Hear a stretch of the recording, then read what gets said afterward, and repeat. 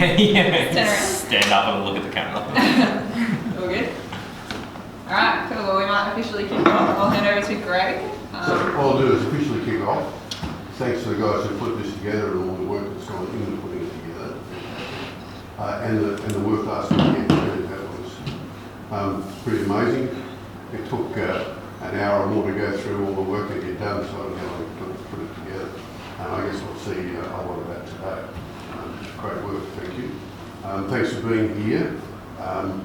So this is the next step along the way in getting ready for next year. As David will be a part of logistical work, it will be a part of skill development. Come the 9th of November, there will be another day that's in conjunction with the district meeting, and there will be more skill development progress there with getting organised. And a lot of that getting organised is around visiting clubs we can before the end of the year. We call our target was to get to 50, so the majority of us can be involved in next year's Ryla. And I think that's possible as long as we do a fair bit of work in the next few months.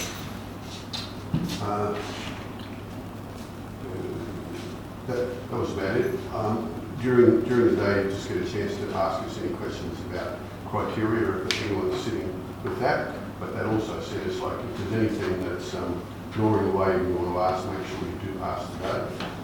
It should be open. If you've got suggestions, make sure you make those, because Ryla's been constantly developed over the last 5 or 6 years, and will continue to hopefully grow and improve. And with your involvement, enthusiasm, nothing about that will happen or can happen. So thanks for being here and being here with such enthusiasm. Thank you. No problem. So what's on the agenda for today? So we are going to do a really quick recap of icebreakers and energizers and when we use them before we kick into some practice, like actual practice of the icebreakers and energizers, which hopefully you guys have prepared. Not seeing a lot of collective nodding. All right, that'll be fun. The reason we're doing that is to make sure that you get some facilitation practice and you get some practice of giving and receiving feedback.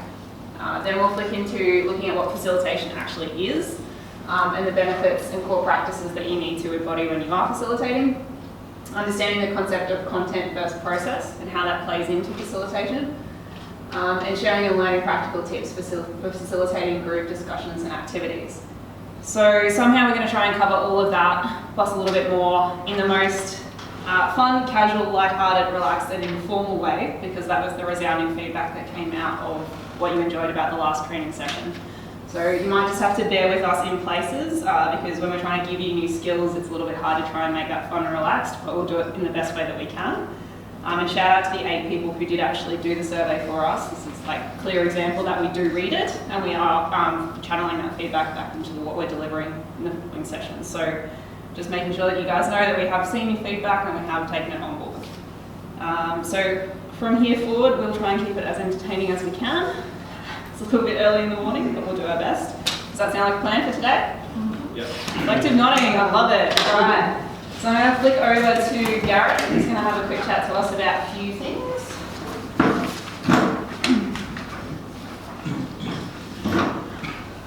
Awesome. So I'm guessing I'm going over a few quick things today. So first things first, bathrooms, if you guys don't know, they're just across the hall, down our corridor. You need to get either the landing key here, and if you don't want to walk up, there's also a key attached to the door key thing. Oh, James gotta put it there. That works out fine. Bathrooms across the hall, down the alleyway.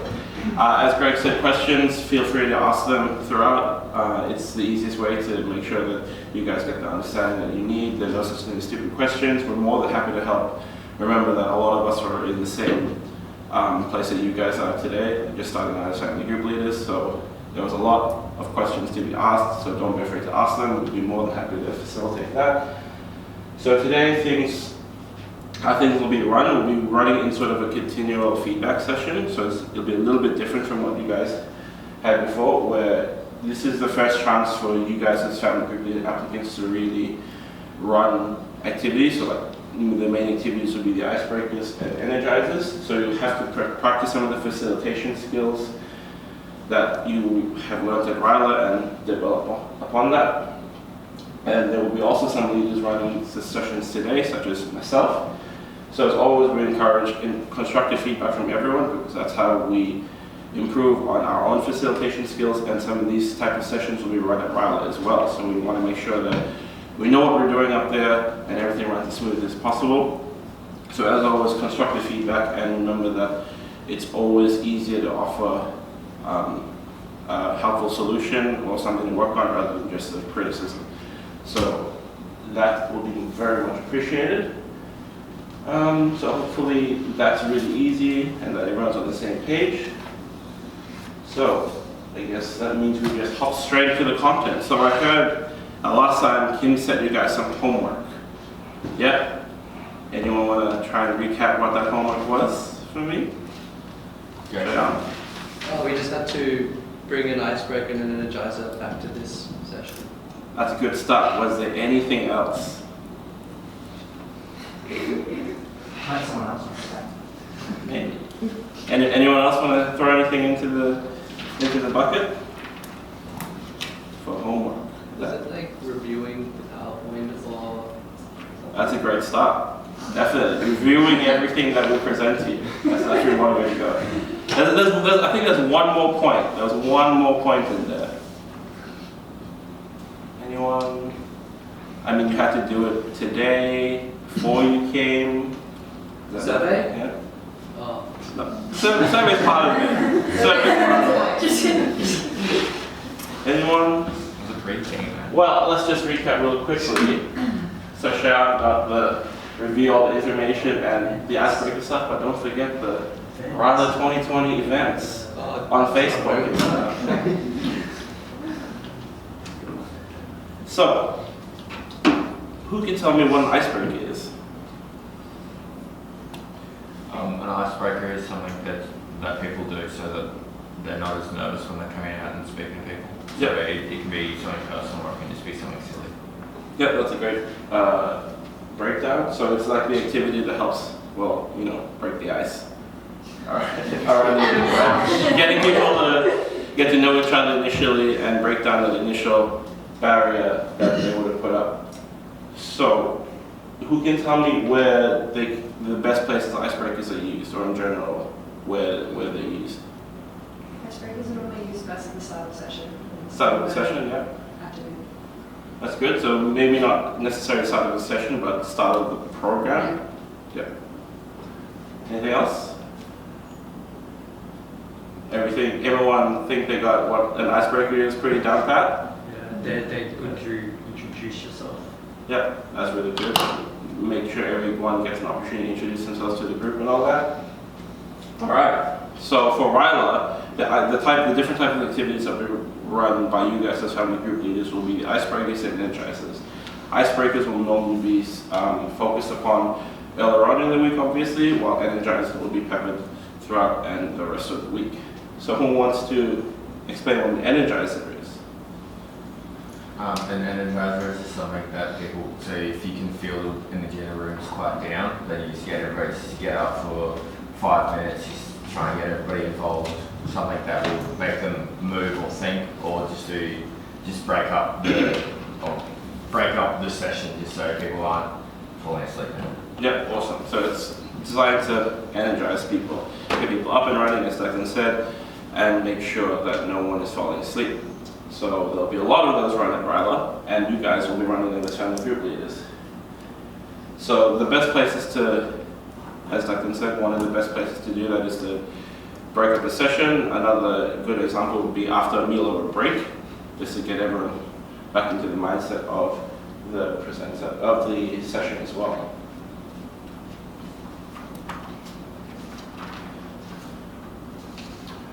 Okay, so the very key difference, as we've touched on, is that the energizers have the focus of returning the energy to the group, while icebreakers focus on introducing the team to each other, focusing on the initial team dynamic and helping the group through the forming phase of the team dynamic.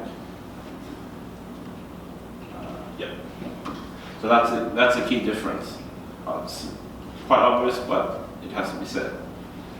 So how you act as a facilitator when you're running the two different different activities really depends. So during icebreakers, the facilitator must create a safe space for the participants, because obviously a lot of people will be shy and introducing themselves to a bigger group of people when they don't know anyone is quite daunting to some people. I know that I was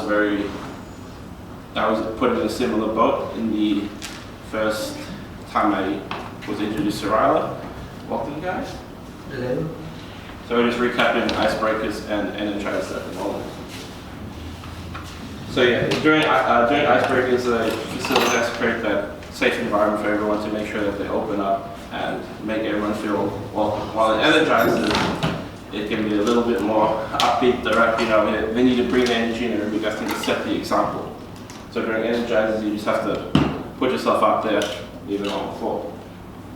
So who can give me an example of icebreakers from Ryla? Okay, out there. It's like the one that we did on the bus where we had to say our name and like an adjective in front of it and go around and find the room. Yeah, that's a good icebreaker. Why do you think that's a good icebreaker for you? Well, I guess because it does two things. It gives everyone a chance to speak, and also we get to know each other's names and an easy way to remember them. Yeah, that's a good one, because the most important thing in a bigger group is the initial aspect of introducing each other's names. There's going to be a lot of names, it's daunting to remember everyone's name, so running icebreakers, which involves people's names, is really important. Georgie? Well, we had to catch the ball swimming outside and say like a favourite movie or a favourite TV show. Yeah, question ball, that's another good one. Declan, did you want to add on to it? Question ball as well. Awesome. The tangle, the human tangle is pretty good. Oh, the human knot. Yeah, human knot. That's a pretty good. That's probably a good example of an icebreaker and energizer as well, because it really gets you guys in forced close proximity. So it breaks down those physical barriers that you guys would be, working on throughout the week, but also, everyone has a bit of fun with it, so that's good. So we'll move on. Who can give me an example of an energizer? The ship master or ship captain.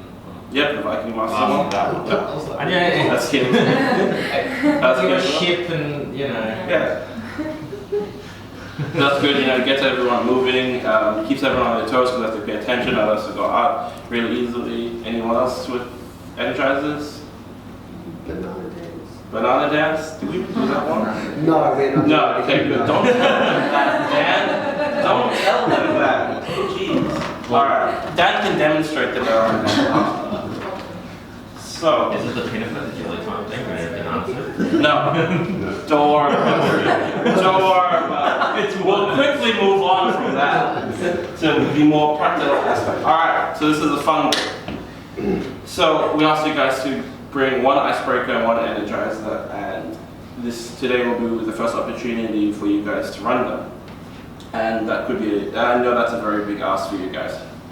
Putting you guys out there on the spot and running an icebreaker and energizer, well, we haven't necessarily given you the facilitation tools to run them yet, but it's a necessary evil.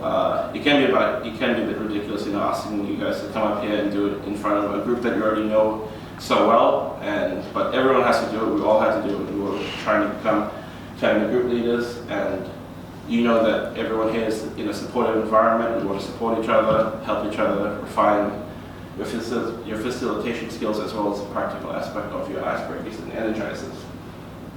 So the aim for these type of exercises is to give you an opportunity to practice and refine your facilitation skills, as well as iron out all those kinks during your icebreakers and energizers, because those are the activities you guys will be running at Ryla. I want to make sure that things run as smoothly as possible and make sure that we all do that as a team, because you guys will be a team at Ryla, and make sure you guys cover your back and adapt your activities as needed, because it'll be crazy up there. Like, you will experience firsthand how it goes up there. So with all of that out there, how each icebreaker will run is basically you guys will choose volunteers for you guys to run your icebreaker energizer first, and then afterwards it'll be debriefed if necessary. Pro tip, how the icebreaker energizer is run is not just how you run it in front of people. It also includes the setup, the debrief, and all the extra things as well. So those are the type of things we'll be looking at as well. So it's a bit daunting to ask, I know, but first up we'll have an example from the leadership team to give you guys sort of an example of how the session of icebreakers will run.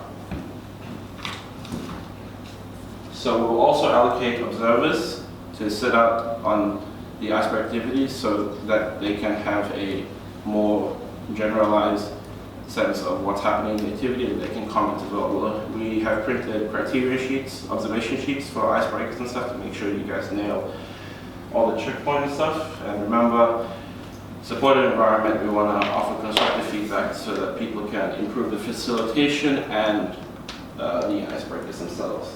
So, any questions from anyone? Nope. Everyone good? Everyone excited? Yeah, that's what I want to hear. All right, so before like I said before, let you guys have a go at the icebreakers. We'll be going through a practical example run by Dan and Laura. So Dan and Laura. Yeah, we're doing that now. Just making sure. We can totally go outside. From Alex and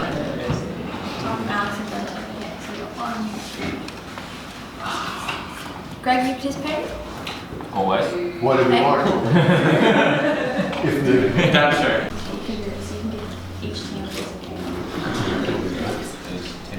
Alright guys, so we're going to break up into 3 groups of 4, please. Yeah. Gareth, you doing that? Yeah, sure. Just find a table and you can sit around a table each group of 4. That was easy. Are you guys going to... who hasn't coordinated for you got a group? Sorry? Have you got a group? Are you going to... It's like- Wait, no, you guys say coordinate. Alright, you'll go That's fine, a group of 5. We can do a group of 4 there and a group of 4 here. Okay. Would you guys like to be in a group of 4? I'm easy. Wait, you're not going to do this, right? Yeah. So Ginny, Alright, everything. Ginny, I don't know. I'm caught in the middle here. Where's your video? Alright. you guys are Yeah. Alright. Everyone's going to get a piece of butcher's paper and a pen from Dan. So the idea of this activity is to look at some values of teamwork. So the way we're going to do that is, on your butcher's paper as a group, we want you to draw a side profile of a car. Okay, it doesn't have to be perfect, just draw the side profile of a car. You're creative. You're artsy, right? Yeah. You got tattoos. Not calling out a stereotype. Wait, we're not stereotyping, but you are. I'm very enslaved. Translation, we're not. In other words, no. Changing your culture. 3 hours. Side profile of the car. The whole thing. So you want the wheel, one wheel Do you here, like this? and the other wheel here. Yeah, no, but then you're I would have put a car from like a kilometer away. we have a side profile. Side aerial view. It's an SUV. Yes. And what Just the like Like a a basic truck. outline. Yeah. Hang on. I don't know It's like it's a VW Beetle. It's fine. No, what? Look at that. We're going to exhaust No, pipe. that's Look it. at that. Ah, don't get too carried away, Chef. That's perfect. Just leave it just like that. Yeah, awesome. Okay. Alright guys, so now the idea is you're going to add some accessories to your car, but hold on for a second. I'll give you all the instructions. We are going to add accessories that you believe symbolize teamwork. So, for example, do you want me to give an example? Yeah. So a steering wheel is going to steer you all in the same direction because teamwork, you want to be going in the same direction. So there's different accessories that you can add to your car. We're only going to add 3 and you need to be able to justify each of those 3. Okay, so we'll go around the group and you'll need to explain what each of those symbolise. Alright, off you go.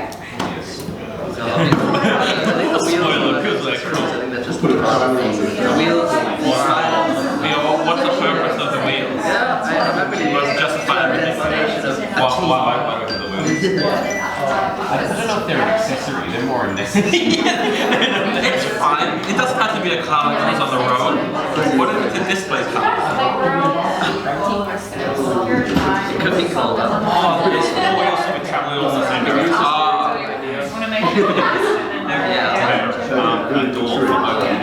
windows for like I like that. Yeah, I'm also going to I'll be the last one. Yeah, actually, I think that's a good idea. What's the last one? So we only have 3. We have wheels and a door. Antenna, radio, communication. We want more. We only have 3. Are we going practicality for a car? Yes. It's symbolic. No, I was going to go headlights so we can like, see through all the fog, which is another way to see through all the crap that everybody's going at. Yeah. What if the entire car is just transparent? Yeah, it's a glass car. Don't throw stones at a glass car. Exactly. It's pretty useful.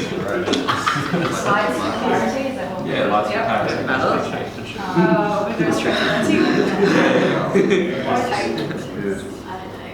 And a horn for that.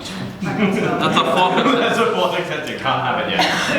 It's 3 things only. 3 things only. Blue button. Yeah. We blew it on making it nearly out of glass. It's a unique concept. That was a pretty like It's expensive. There's no engine. Do you know how hard it is to glass blow an entire car at once? It's a lot of glass. It's just 1 piece of glass. Yeah. that one is secret. Back with your You guys have 2 minutes. Has exhaust as well. No, that's part of the chassis of the car. How do you think the air got in? It's just a leftover from how the air got in. These two are very similar. I'm lost as the mechanic. What? No, just draw like lines. Just draw lines. Secretary?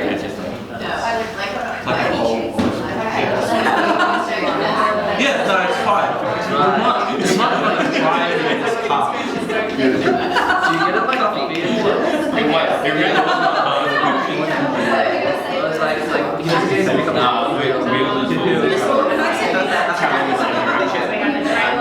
So we're going smoothly. It's like Donna from Avi. You put wheels on it, you can throw in your circle and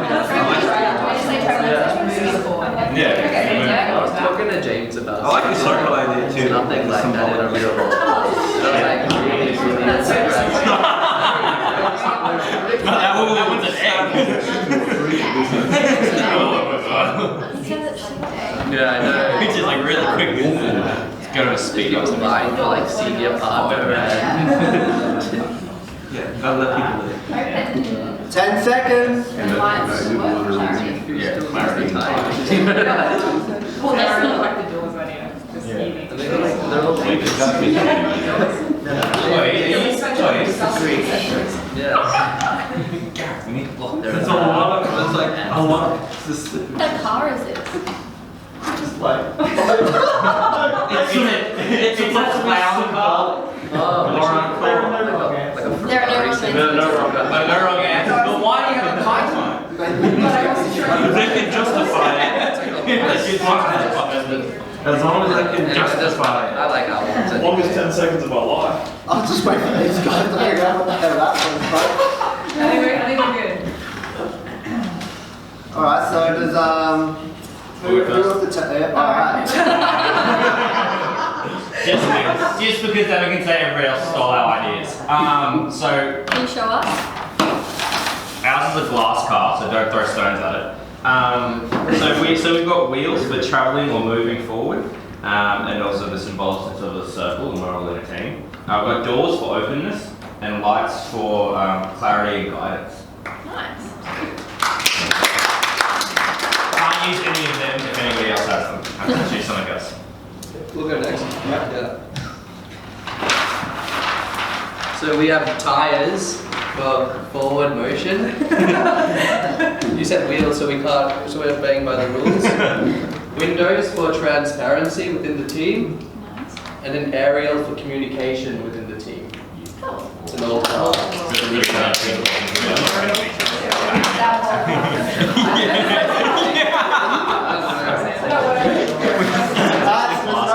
That's fair. My one conversation has Thank you. So we chose, I accidentally put headlights on already, so we just got through there. We've got the windshield and headlights for vision, so looking forward and also to remove interference that should occur. Second thing was an antenna, and we've actually got 3 antennas. So communication, yes, but also different modes of communication. So that's important in, I guess, how to communicate, which might differ. The last thing is doors, so everyone can get on board. Alright, so just a bit of a discussion as a whole group. Do you feel like you embodied those elements of teamwork when you actually performed the task? Was everyone on board with your idea? Yeah. I think so, yeah. Yeah? David was like, There's a lot of communication here, a lot of planning. yeah. Yeah? Way good. What about you guys? What do you reckon? Yes. Yes. Short and sweet. I don't think it was a long enough task to like To really prove all of them. I to really think we disagree had on just anything. one sort of Yeah. so We just all rolled with it pretty easily. Like the tires. I think with us, I think it was hard cutting it down to 3. So, Yeah. but yeah, we got there in the end. So You agreed on your choices? yeah. Yeah. Cool. Well, that's us. You guys would like to provide some feedback on how we performed. Who was it, Brenton? After you else. Yeah, okay. So I found that you guys were pretty good with your body language and your delivery in terms of eye contact, listening, getting buy-in. I think was pretty good, mainly because we already know everyone and we're looking forward to the activity. That could be harder with something different. Your timing and pace was pretty good. Your I'll get to that in a second.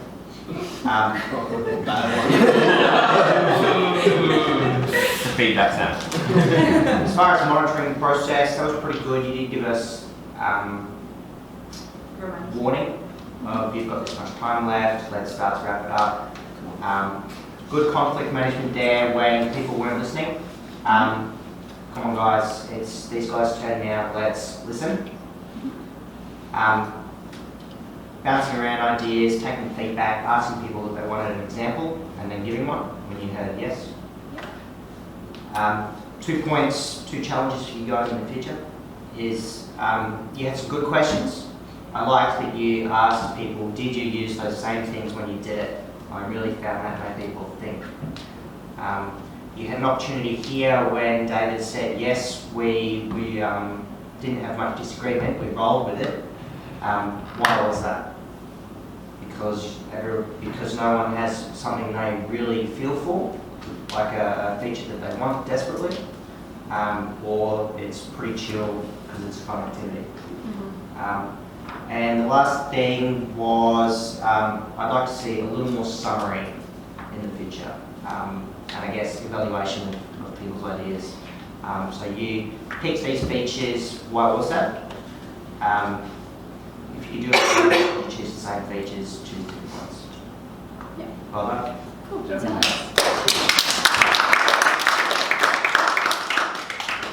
I think you both did really well. Congratulations. Thank you. So I thought you gave some really good examples and stuff. And Laura, I really liked you told people to wait for all the instructions, and I think that was people getting a bit carried away, but you were firm, but sort of just reiterating what they had to do, sort of thing. And I thought that was a really good way to sort of pull back and start to get off track. So really well done with that. Dan, you supported Laura really well. Good work with the timekeeping. You were a really good team. It was nice of you to sort of take a step back and empower Laura. I'm good at that one. Yeah, empowering leaders is very important, so congratulations, well done. And yeah, I think all around a great exercise, so thank you. Cool, thanks.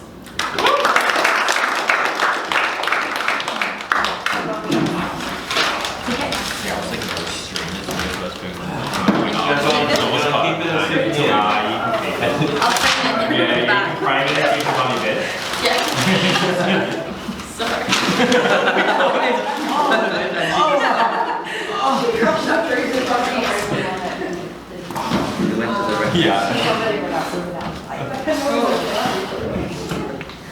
So I don't think I actually incorporated into the training today anywhere to win lollies, so I might just pass these around and people will go for it.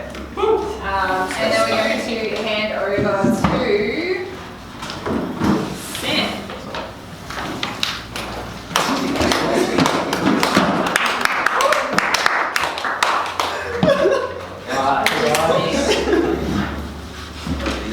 So everything we do in training at Ryla is really important, but for me personally, I just feel like this type of session that we're going to go into now is a little, not more important, but it's good to pay attention and have a bit of active listening, a bit of active participation in it. Okay, so as we go into our training over probably the next 7 or 8 months before we hit Ryla, the idea is that we become a well-organised and gel team, right? So, can I get you, before we launch into it, just to cast your mind back to Ryla and remember about 2 things. So one was the non-negotiables, and the second is the on-board. So just percolate that in your mind for 5 to 10 seconds. Think about what was covered, the session that Chris went over. Maybe you remember some things out of there. And then now I'd like to ask, does anyone want to offer, what was the purpose of that exercise? Set expectations of each other and all that stuff. In a group context, so it doesn't just go to shit, really. Yeah. So laying some boundaries, some guidelines, so that everyone has a clear idea of what they're doing, what they're following, providing agreement within the group, basically. Right. Does anyone else have any other ideas? Give people a sense of responsibility and making a group what it is. Yeah, so you get that sense of ownership, right? Between a single person kind of knows they're responsible for their actions, but when you're part of a group, it's easy to step back and go, hey, that's not my responsibility. So that gives you that ownership over, here's the values that we want to abide by, and then everyone feels a sense of ownership on that. Is that fair? Would everyone agree with that? Yeah? Cool. Okay, so in a nutshell, I guess, so the purpose of that exercise would be to obtain agreement on how interactions, communication, and how also you conduct yourself during that week. And it's important we have it at the beginning, right? Because then it sets the tone for as we go forward. So Chris at Ryla, for Family Group Leaders, he ran an excellent session. I really felt that. So we also do something a little bit different to the exercise that he did called setting ground rules.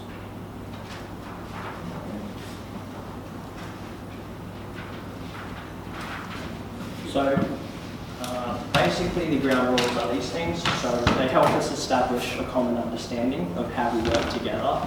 And that's part process, that's also understanding the values and methods that we do that.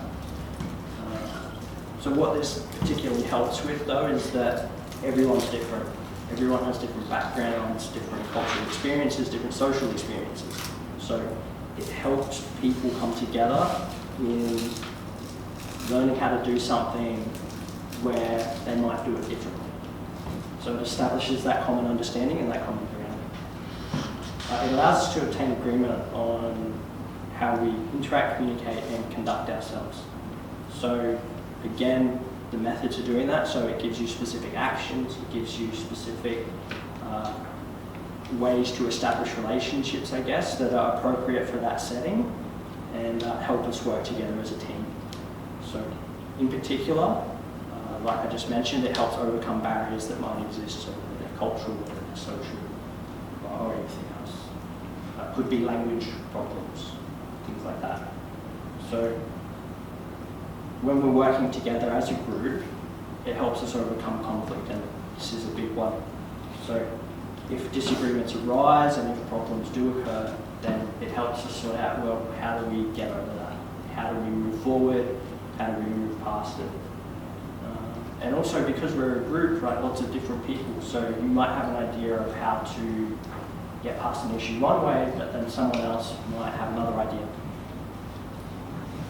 So with that, it provides a vehicle for discussing concerns about team behaviour and also preventing tension and frustration from festering. So once we have that set of rules established, right, we can reference them, we can follow them in terms of working out things within the group dynamic and problems and dealing with conflict. So on that point, it also, not just for rules, it also gives us an opportunity to express what's important to us. And when you're part of a group, it can sometimes be easy to lose that sense of individuality. So you also learn what's important to others with that, and that helps build that camaraderie and that trust in teamwork. So yeah, we learn more about others as well as learning more about ourselves, and that's also why we're here, is to learn how to facilitate, and as part of that I hope that you and the others around you can help grow yourself, and you also help others grow during that process. So what all that means is that we stay on track basically. It helps us to have a good time, a fun time, but also work towards the ultimate goal of what we're trying to do, which is to learn how to facilitate. So as a team now, I'm going to throw it over to you guys and bring up some ideas. What do you think would make good ground rules? And Jane, if you're really nice, could you start for me? I mean, you are really nice, but... Cool, so any ideas, Shannon? I guess like no question is a stupid question. Yeah, excellent. So no stupid questions, no dumb questions, and also no dumb answers. You know, we're here as a group to discuss these things and work them out, and I guess as a group that's what we want, is we want to obtain agreement and have everyone okay with it. And that means that we float all the ideas and all the opinions that we have.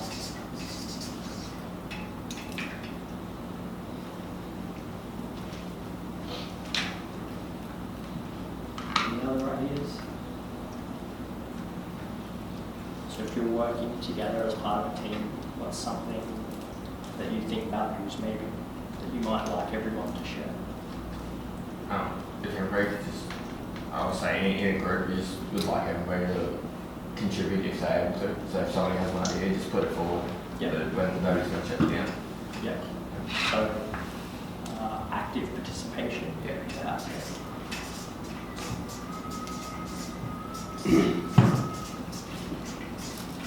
There was a second part to Declan's point there, which was shutting down. So it's like maybe like being open to suggestions. Mm-hmm.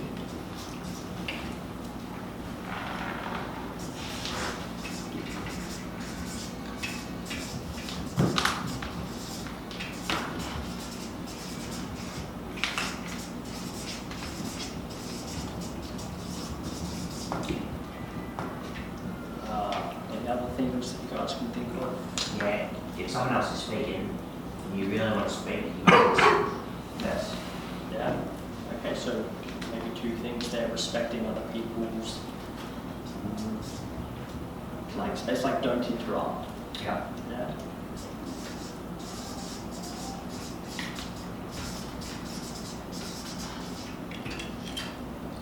Okay, another one's just be patient. So if somebody is speaking and you suddenly have an idea, wait 10 seconds and their idea might actually be yours, but they just take a little bit longer to say it. So just be patient with everybody. Yep. Yep. And it's often the case in a group that if you have an idea about something, someone else is also having that idea. Sorry,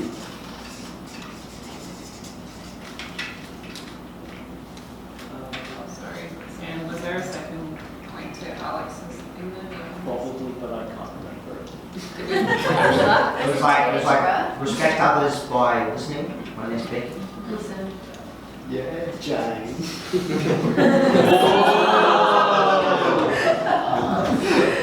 Do you think you embodied the values that you just talked about? Did we just embody respecting others? Or? It's a whole thing. Run your own training session.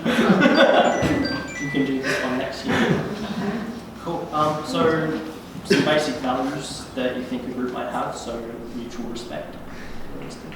Would everyone agree that that's something you would like to see everyone have? I would just say that would be out of respect others, so mutual respect is Yeah. other respecting others. You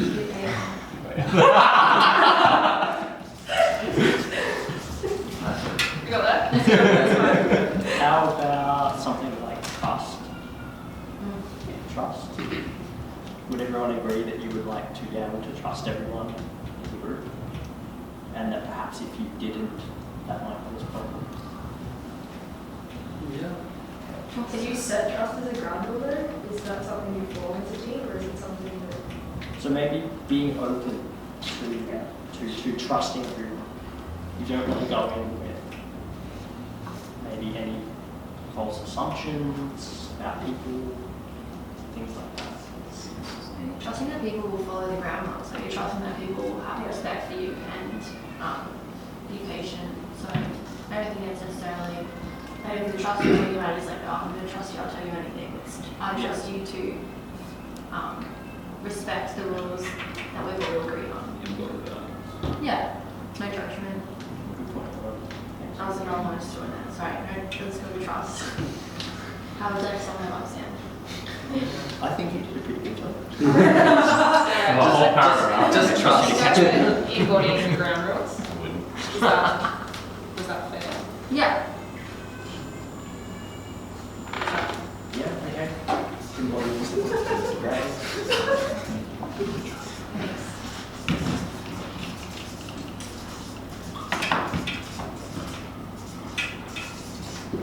Could we have another one that says no judgment?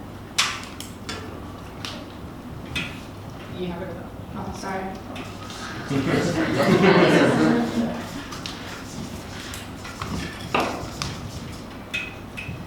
How about when things go right, good things happen? Do you think we should celebrate those things? Oh yeah, let's crack a bottle. Maybe not that way. He's made in a bottle of water. Yeah, guys. When things go wrong. Sorry, when things go right. Oh, when things So go right. if you Both. celebrate milestones, for instance, if someone does a good job, congratulate them. Do you think that kind of positive attitude embodiment is a good thing to have to try and follow? Positive reinforcement. Yeah. Positive reinforcement. Positive reinforcement.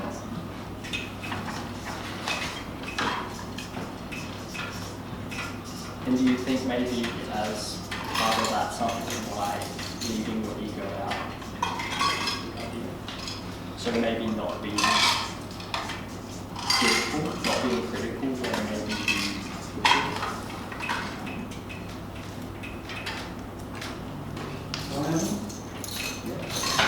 Just giving everyone the opportunity. Yeah. Make sure that if you're constantly involved, make sure you take a step back sometimes, let the other people be involved and stuff. So recognizing opportunity and giving other people a go. Yeah. Giving it a go.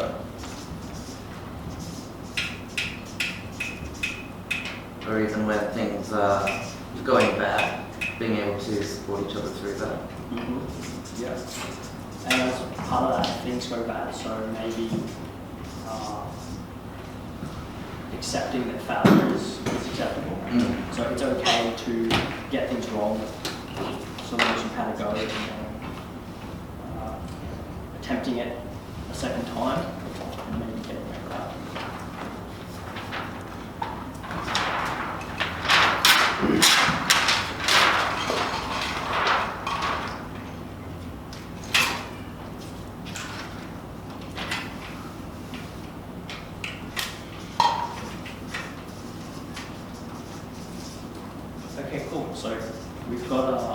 ground rules up there.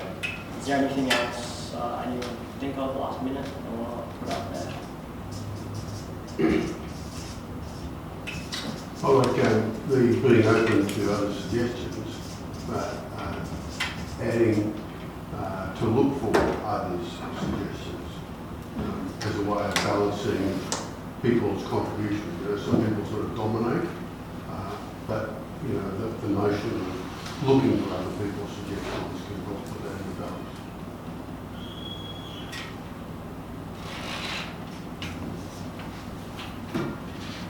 So,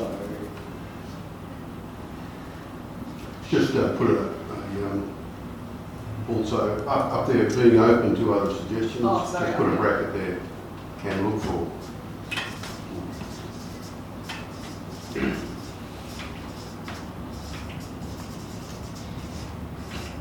okay, cool. So, as a group, would everyone be agreeable to abiding by the set of ground rules that we've established? Yeah. Everyone happy with them? Yeah. No changes they'd like to make? Housekeeping, Housekeeping. clean up your stuff, don't want to work at filth. Clean those empty bottles. Yeah, also generally, Bottles of water. generally looking after the place and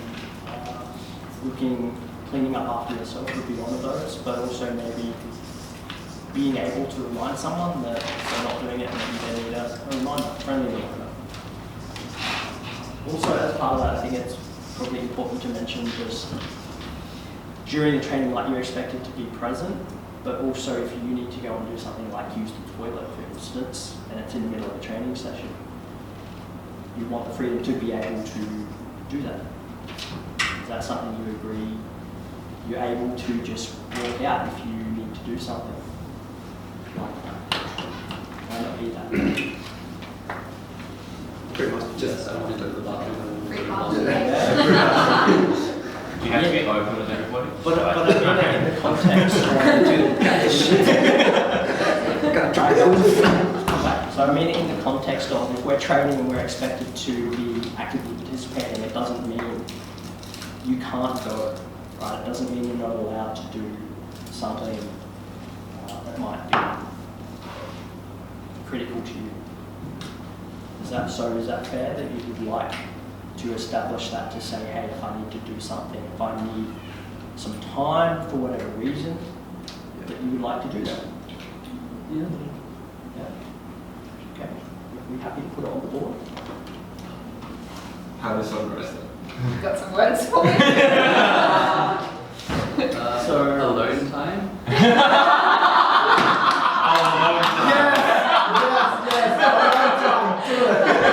That's it.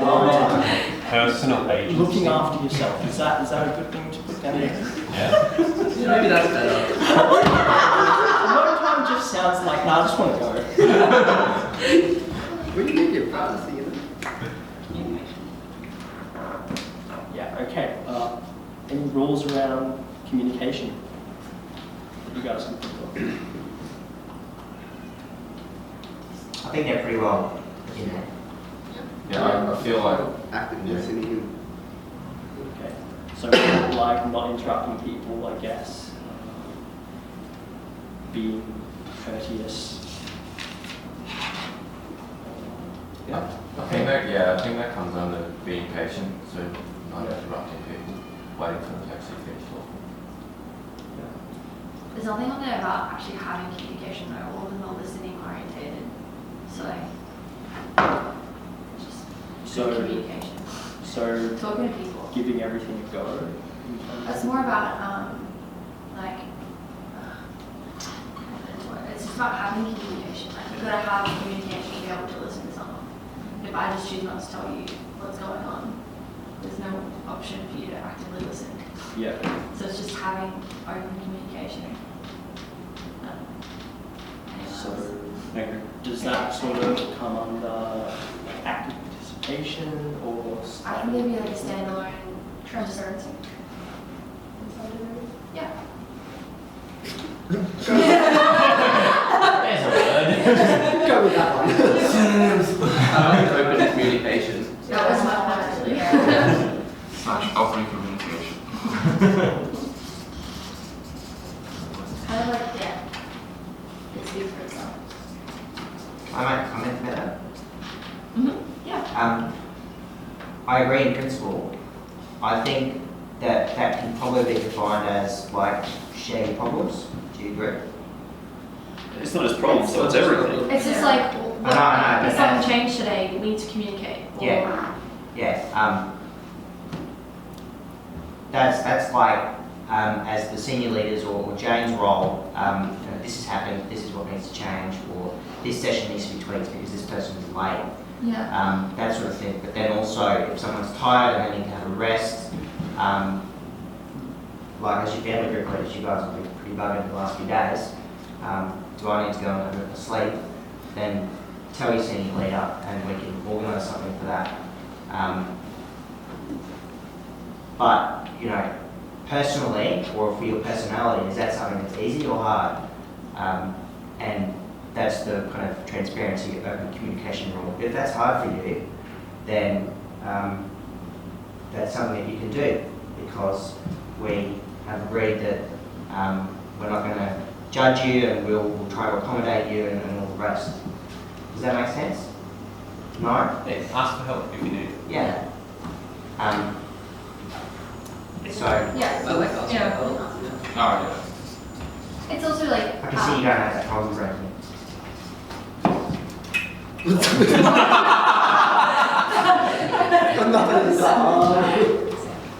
Like two-way communication, so you're like giving and receiving. So if we're talking about a training program, there's going to be a lot of information coming out to you guys from like the leadership team. It would be nice to know that you've got it, like, and that you've read it coming back to us, like two-way communication. We're going to talk to you, but equally we need you guys to talk to us throughout the process. Does that make sense? Send a thumbs up on the chat. We love the thumbs up. It's super quick and easy. So being responsive to communication, to things that we ask of you, and things that other people ask of you as well.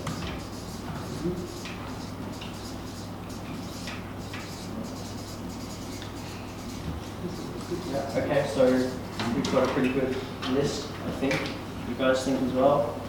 Cool. Yeah. So are we happy to move forward with these ground rules throughout the rest of the training program?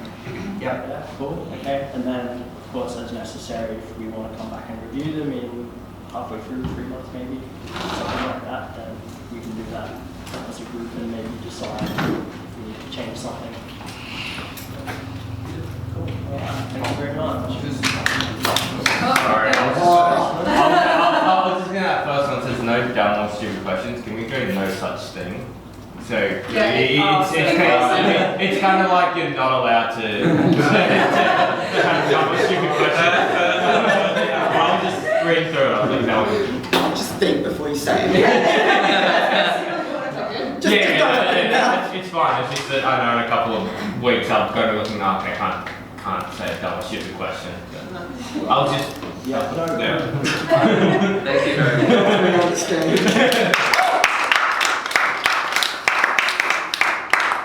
I will now hand over to Brenton. Next section. Goodie class? What's that? Got another good one? Find out. Find out.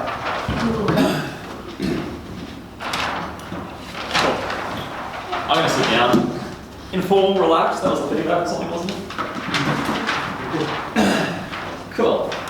So we sort of touched, and if you think back to Ryla again, the other thing we really had to list and set were our expectations. So we're going to do a bit of an expectation session, just to work out what you guys want from the training, and from the senior leaders and the facilitators and everything over the next sort of 7 odd months left. So yeah, first off, I guess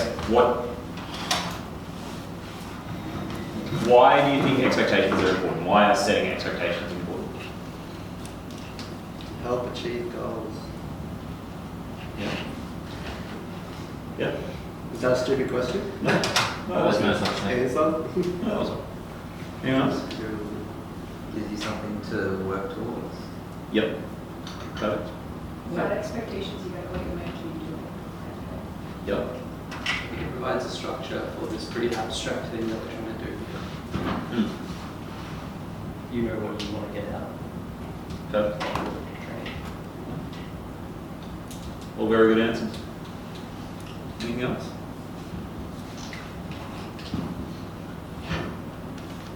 Sets the bar for communication. Yes. I like it. Cool. So we're going to go through, looks like Jane's going to keep starting. Then we do it. Give you a break.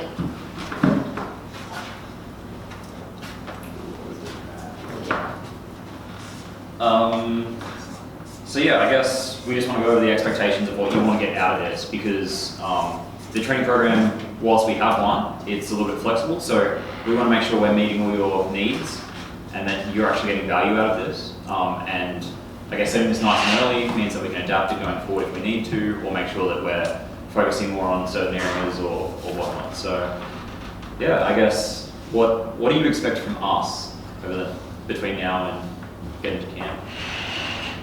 The seminar, whatever you want to do. Cool. I'm just going to say a bit of guidance of what we need to do. So you guys have been in the role that we're wanting to do. So you can guide us in how to, literally do it better than you guys, because everybody knows that you can keep on improving. So guidance in how we can improve from what you guys have done. Not saying you guys did it terribly, but it's just we can always improve. No, good answer. Good answer. I guess don't be afraid to provide feedback, even if it may be a bit uncomfortable to do so. Yep. So you expect us to be like, give honest feedback, I guess? 100%. Yep. I'd rather know if I'm doing something wrong. Yeah. That's good to know. And not be sugar-coated, I guess. Yep. That's good to know.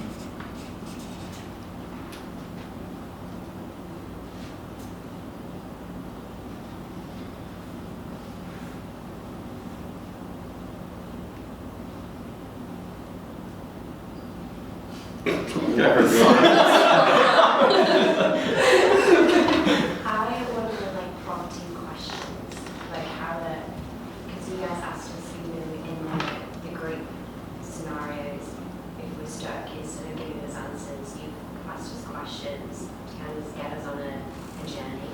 Yep. So I want to learn good prompting questions.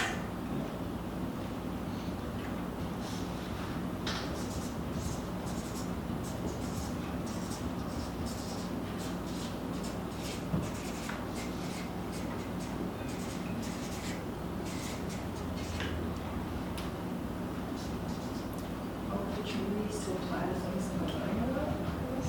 Yeah. Things where like hearing about icebreakers and ambition as actually we're trying them and Yep. some opportunities. Yeah.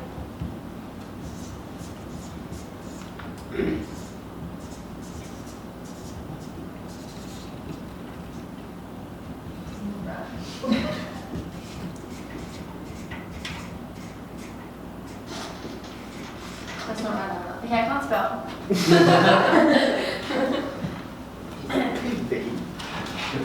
No, that's an No. honor. That should be a C, right? Yeah.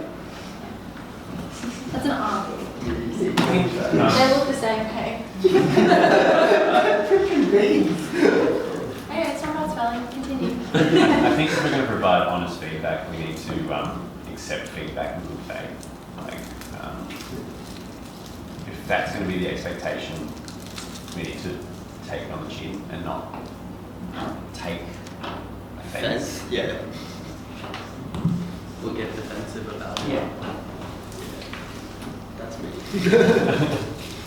The meaning of What you that. said? What are you talking about?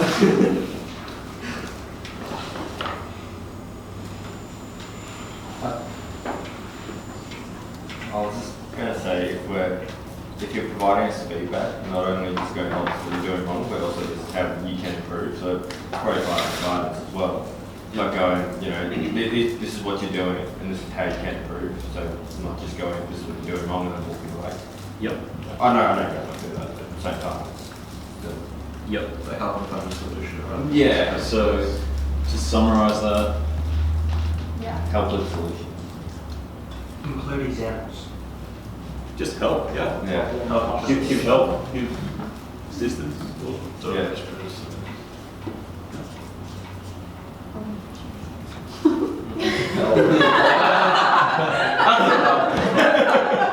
Be too early. Okay. Cool. So yeah, what else? What about like thinking, so you don't know much about it, but there is a training weekend of some degree. What do you want to get out of that?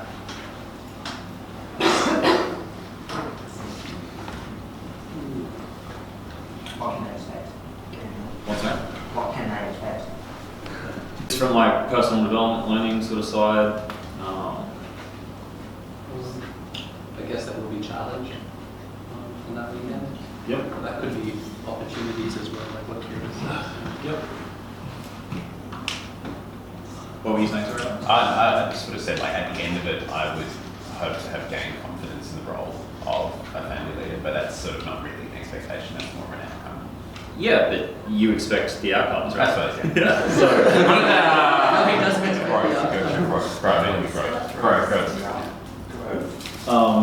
yeah. He said it. Do you want to try and like summarize that into a word? Confidence? Yeah, I suppose. Build confidence. Yeah. Confidence. Yeah. Carry out It's the all role. about confidence. To carry out the role. Yeah, there you go. Yeah, so feel pretty. Yeah, nice. I like that.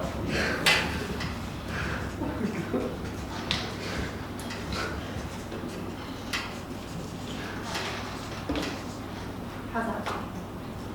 Oh, that's a lot better, thank you. Someone said something about growth or personal growth. Yeah. Personal growth. Yeah. Who said that? Sorry. Personal growth. Yeah. They're just putting at each other. I'll take it, yeah. Right. That's all me. Improving our dynamic as a team. We have to. Yeah. I was going to say like a support network. Yeah. Good one.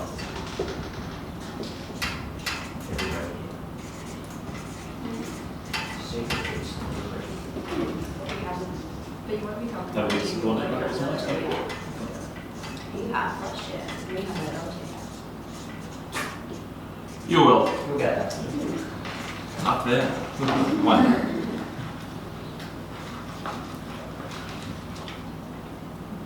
I don't want to preempt what we might have coming next, but is confident to carry out the role at the end of that training. You might not feel confident until you're halfway through the week of Ryla, actually. But what the confidence we can get you to is that you feel as though you're ready to give it a go. You're not going to be able to walk in and know that you've got it all in hand until you're into it and start to feel comfortable doing it. Good point. Good reason why we set these examples, so that everyone can be on the same page and stuff. Is there anything else we think should go after? Any specific skills? Flexibility.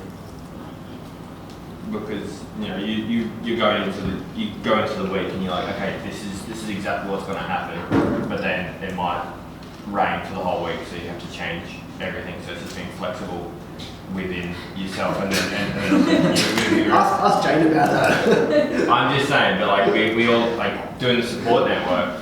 Jane's one who'll fall on, but then we also need to help her. We need to support her, and we also need to be flexible within ourselves and being like, okay, what can we do to help her, and be flexible with what's going on. Yep. Yeah. That's a really, really important point. As much as we have like a program, and even with the training program, we have a program of what we intend to teach you guys, but ultimately we're adapting it on the run. You might have like one particular skill covered, and then do you really need any more focus on that area? So we're adapting with flexibility on the run to build that in. So it's like even outside of our training program and Ryla, that is a really crucial skill to have. in your bank to be able to pull out. Flexibility. Big facts. Could you have adaptability as well for inside?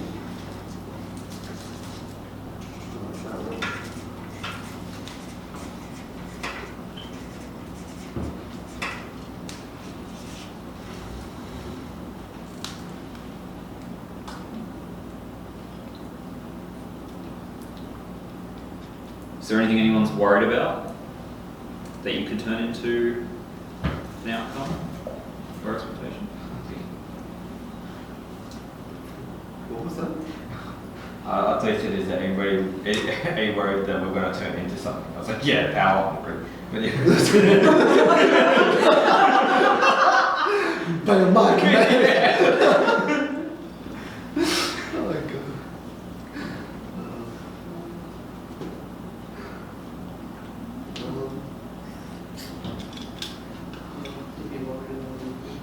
What's that? Not particularly worried about anything, unfortunately. I mean, unfortunately, yes. Do you want to be worried about it? Is this something we should be worried about? Yes. I mean, like, if you guys have any concerns, now's the place to hear them. Anything you want to work on?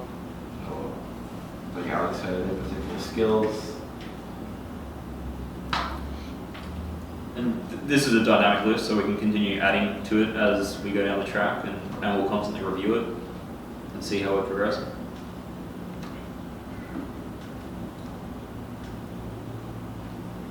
Cool. Thanks, guys.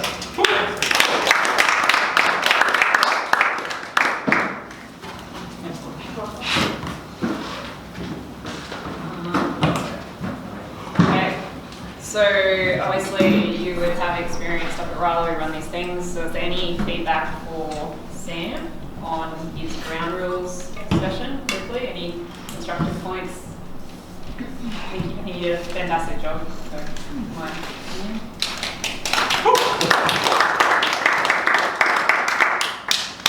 One point. At the start, give us an explicit, this is what we're doing. I don't think I got that really well.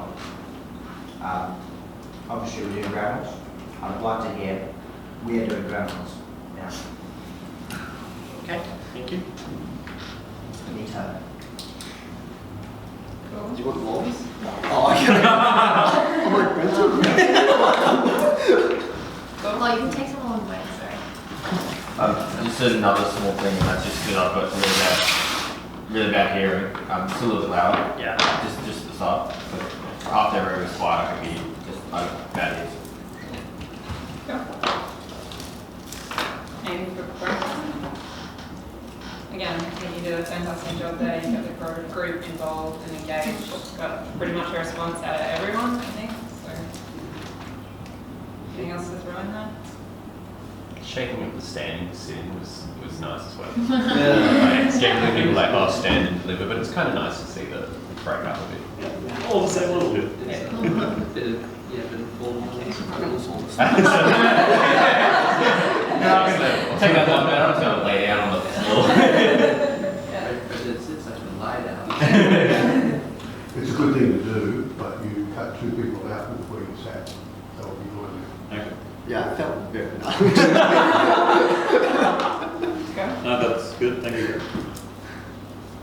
Anything else? Awesome. So,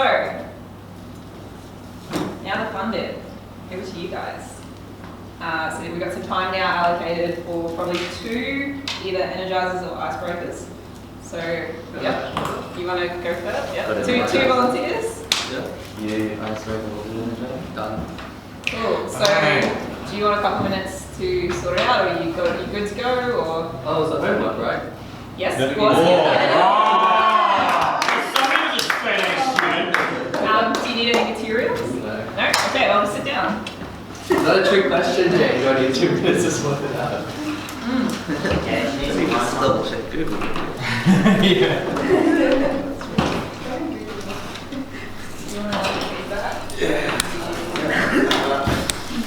So, don't really need anything, but could everyone stand up, please?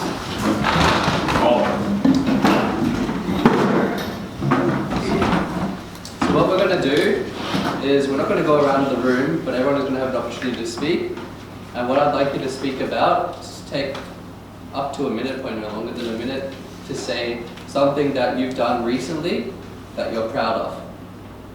So the idea being that once we've all had our say, that we're in a really positive mindset and we can really attack the remainder of the session.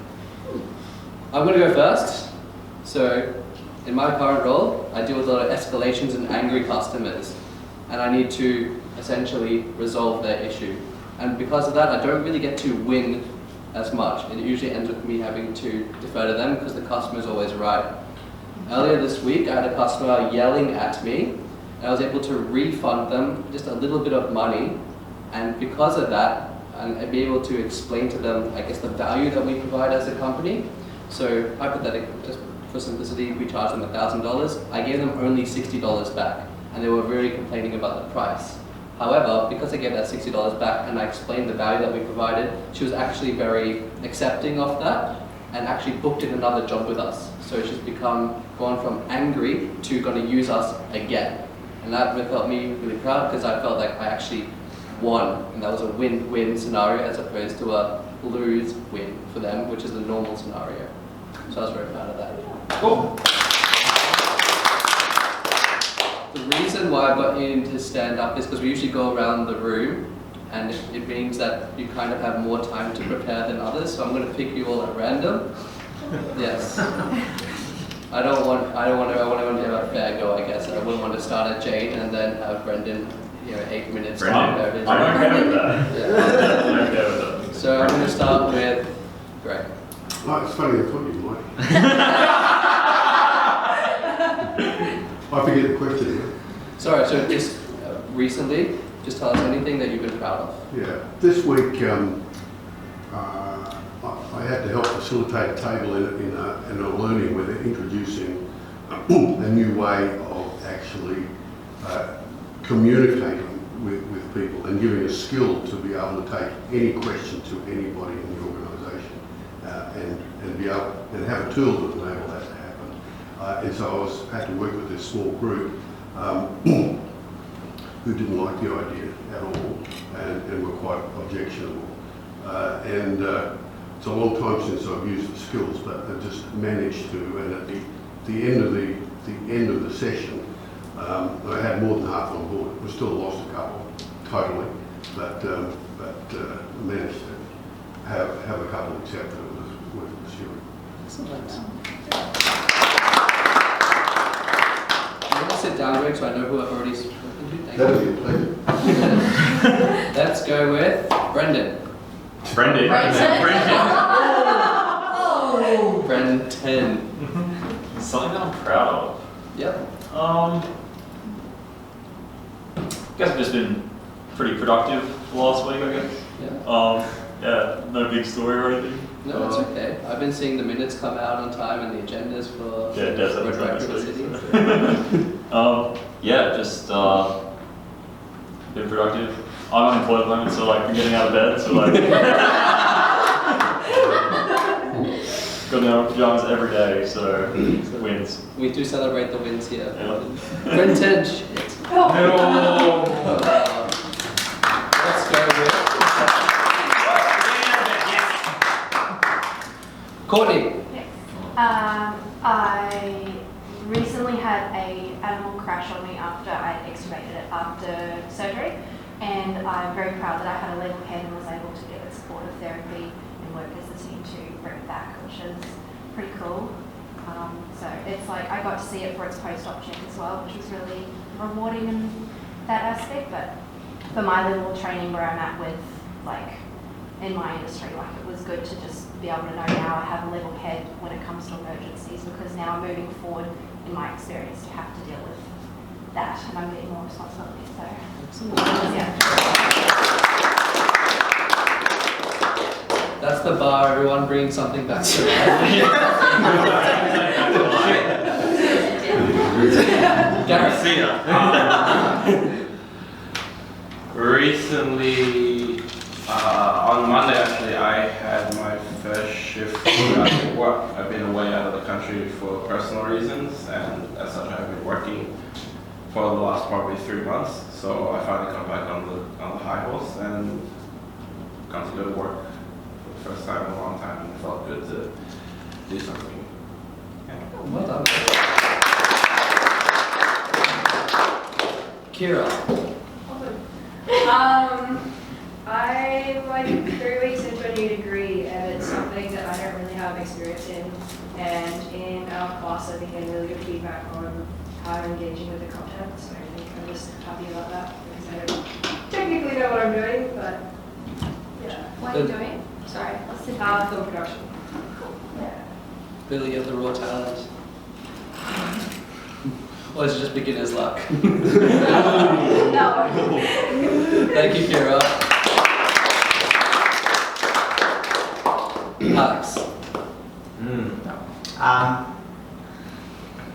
I've been taking on the feedback I've been getting at the Toastmasters executive. So I think this month and the next couple of months will be the first time things will really be running smoothly, given that I'm new to the role. So I'm looking forward to getting that kind of just-in-time stress out of the way. Beautiful. I can actually say Alex is probably one of the hardest working members on that executive committee. Jane.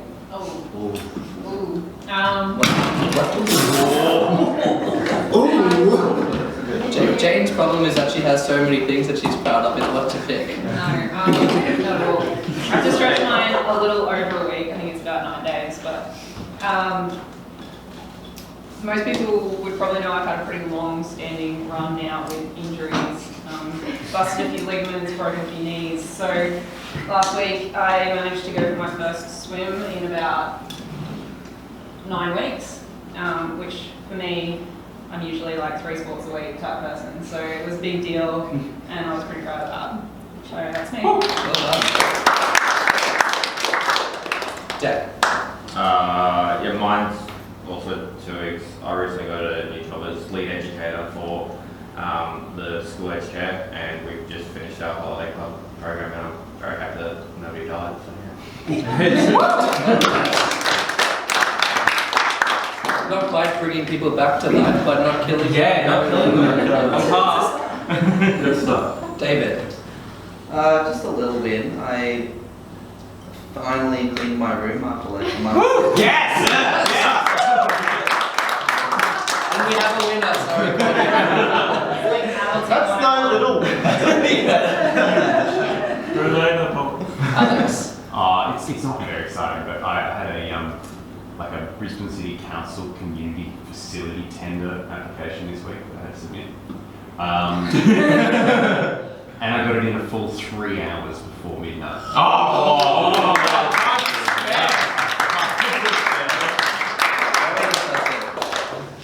Jimmy.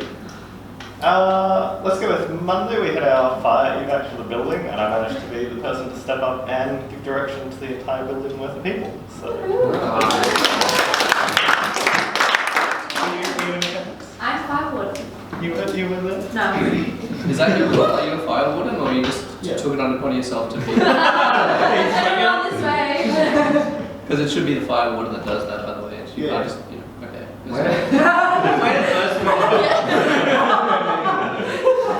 Georgie. That's why I chose you. Mine's not really an achievement, it's just something I'm proud of being part of. But I just got back from the UK and I was part of one of my best friend's wedding days. I was a bridesmaid. So I was just really proud to be there and be part of that. So And the lucky last. Very good. Who's going to do it? No pressure now. I was just going to say that I found out this week that I passed one of my CA subjects, which was very exciting. Wow. So I'm 3 down, 2 to go. Chartered accountant? Yeah. Amazing. That's like a pinnacle you can get in the accounting field, so I'm pretty sure that's no mean feat. Yeah. Good job. How are you guys all feeling now? We're happy. You see that? Warm and fuzzy. Excellent. And do you guys feel better about yourselves than 15 minutes ago? Even if it's not saying that you were feeling down, but maybe you've gone from a 10 to a 10.5. Out of 10. Yes, so that's how good you are, because you've gone above the limits. I'm going to say yes. I think my job here is done because that's what I wanted to achieve. Thank you. Alrighty, so I think we had Dan and Sam. Do you have some feedback for Sham? Good communication. You kept the hype level the same throughout the whole thing. You didn't let it die down. You gave a really good example, so everyone had time to think about that. So that's great. You complimented everyone after their win, and also asked questions back. So really engaged with them. Good job.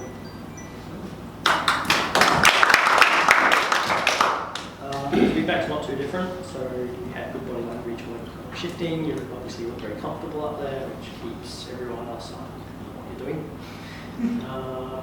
You explained the process, so again, an example was really clear and everyone knew what to do, which is also really good. Keep it lighthearted and encouraging, keep the atmosphere and fun, lighthearted, whatever the rest of those were. It was good to change it up where you didn't just go around the circle. So by picking people at random, you kept everyone on their toes and engaged because they didn't know who was next. The personal comment was a nice touch because it makes everyone feel like they've been valued and that you've actually taken what they've said and then given something back to them. And the last bit at the end with the feedback and the follow-up was really good because I know you said something at the beginning about how we all feel and then you brought it back at the end and said, okay, now how are you feeling after we've done the exercise? Yeah, really good. Awesome. David, I think you put your hand up next. Yes. So we might just click up our feedbackers. Greg, did you want to feedback? Do you need any materials? Do you need any materials? No. Well, the floor is yours. Alright, everybody! You all need to jump up for me. Let's just shake it out first. Let's get those muscles going. Those joints all little see. You do it again. Oh, you know. So in a second, I'm going to get all of you to pair up. And I'm just going to borrow Jaden for you real quick. So you're going to pair up. You're going to face each other. And so this is a little bit of a game. We'll see how we go. How much time do I have? You have like 10, 15. 10, 15 minutes. Okay, so we can do like best of 3, and then we can narrow it down and get a reigning champion. So what's going to happen is you're going to stare at each other, hands down by your side. You can choose whoever wants to go first, so in this case I'll go first. The goal is I'm going to point in any direction, so I can point up, I can point this way, or down. Yeah. As soon as I move my hand to point, you have to look in one direction, any direction. It can't be the same direction I point. If it is, then you lose, and I get a point. If you look in a different direction, you win, and then it's your turn to try and do it to me. So we'll do a practice. Okay. Ready? Yeah. A little bit quicker. It's your turn. Right.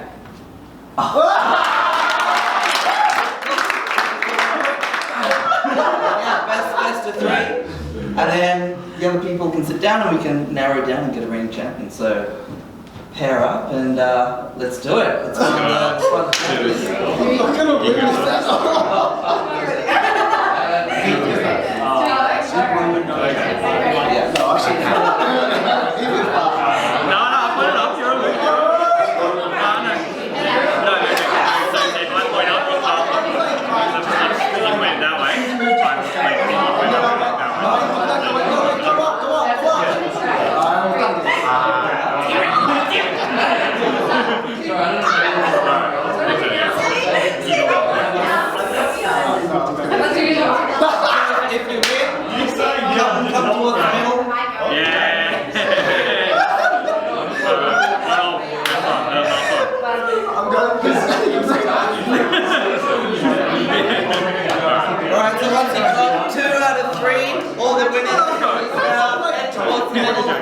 I'll pair you guys up again. Oh, Bring it on. You guys. How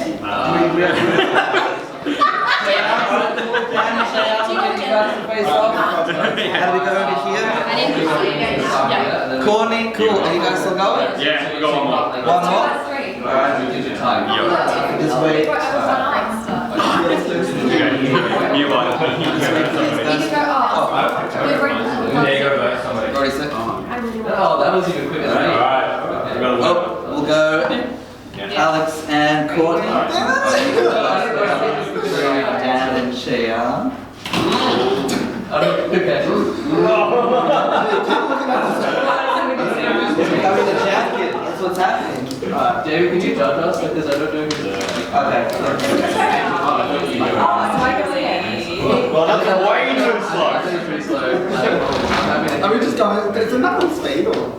I mean, the fast speed is the more More likely like to snap your neck. We'll go again. We'll say no. Nah, see, just wait quicker. I think you give him the win. If you have like all your hands out by your side, you just shoot up.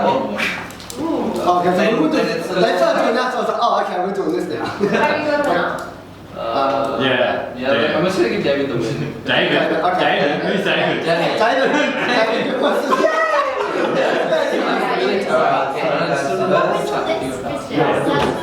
Let's go down by your side. I mean, that was so slow.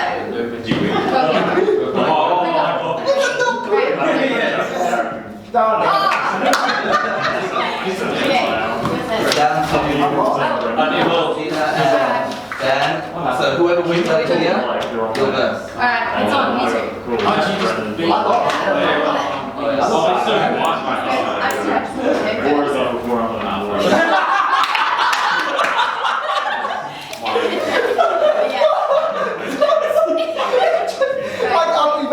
Oh, fuck.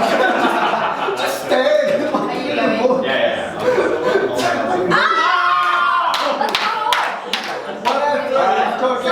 It's for me to go. Because we both just lost. What? Hey! the winner? No, so now it's your turn to try and get her in the same direction. Yeah, right.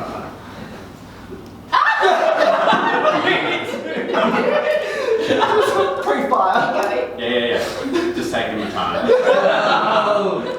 Psyching her out. What is this? What is this? I feel like you could just win. Good, you would? Did I win? It's your turn now. You have to try and get it to look in the same direction. You've got one all, so the next one who looks in the same direction. I know it's me. Make him wait it out. Oh! No pressure, guys. No pressure. So that doesn't count as a loss? No. I feel like it's a bit slow there. Yeah, Go again. Go.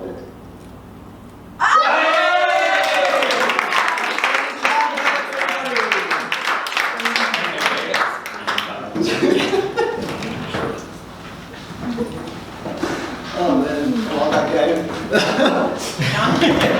It's so good. Well done. All done, thanks guys. We have a winner. Alright, so Pretty cool. our feedback people, Gareth and Greg, feedback for Dave. Alright, so Dave, you was a really good icebreaker, and I'm sorry you maintained the high level throughout. You really set the lead example of that with your level of energy. You had a really good explanation, and you had an example to go with it, so people can watch and get a grasp of the game. You checked in a lot with each of the groups, so like checking up on the status and stuff. So you even kept on recounting the pairs when people paired off to make sure that no one was left out. Good use of the space, so like everyone started in their own area, and you told everyone to come back for the winners to like come in the center. So that was good, and like you showed good adaptation. Supposed to recognize that like for Cheyenne and Dan, like for adapting how the game is played for them, like having them start with their hands beside them, so that they can play the game properly. But yeah, overall, really good energizer. Suggestion to make: maybe after the pairs have determined the winner, have like the loser of the pair follow the winner and like do their cheer squad. Because otherwise, you have people breaking off and just sitting down or kind of they might be doing their own thing. Like, you know, that way you ensure everyone buys in to the end. That type of thing.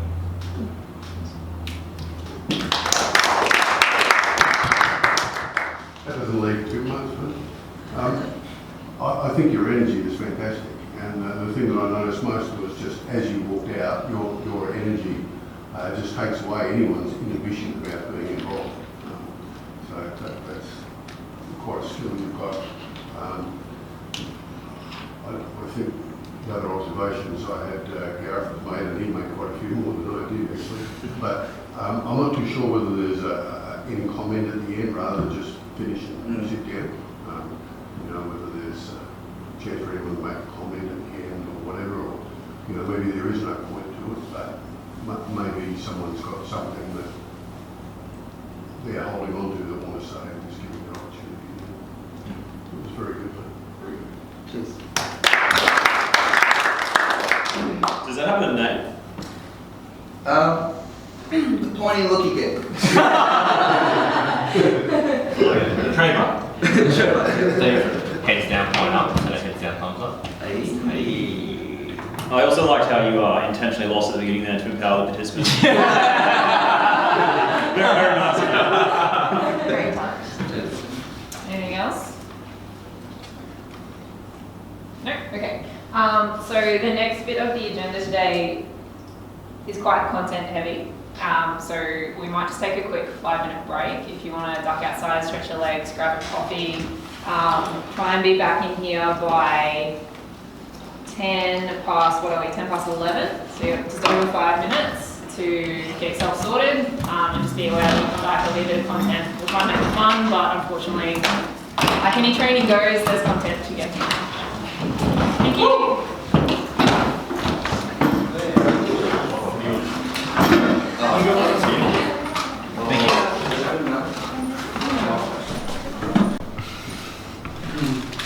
Okay, cool. We'll flick it over to Jimmy. Okay, so what is facilitation? Show of hands, who thinks they've done a bit of facilitation? All the leaders should be hands up. It's good to see. Yeah. Can anyone give an example of when they've done facilitation? What they might have done? I look after 35 kids and have to make sure they're entertained every day. So, I reckon. Yeah. Mine is also with kids. Like just starting games or that kind of thing. Yeah. Very good. So, what does facilitation actually mean? There's many different versions of the definition of facilitation, but one that really resonates here with the Ryla group is facilitation is a way of providing leadership without taking control.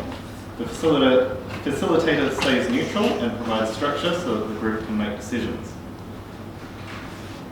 Are there any questions on that? No? All right. With this in mind, what do we think some of the things effective facilitators do? Provoke discussion. Yeah?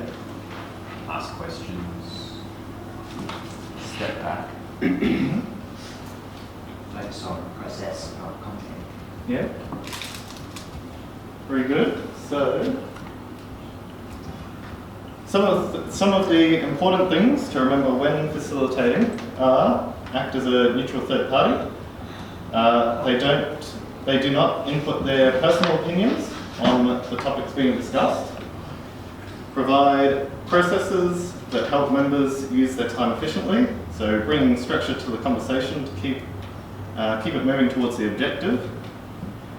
Manage participation to ensure everyone is being heard, so managing dominant personalities to ensure that the quieter individuals are given the opportunity to speak. Support participants in managing their own interpersonal dynamics, so managing the personalities of those in the group and creating a safe environment where everyone feels comfortable sharing. to help the group communicate effectively, so summarising, paraphrasing, and ensuring understanding.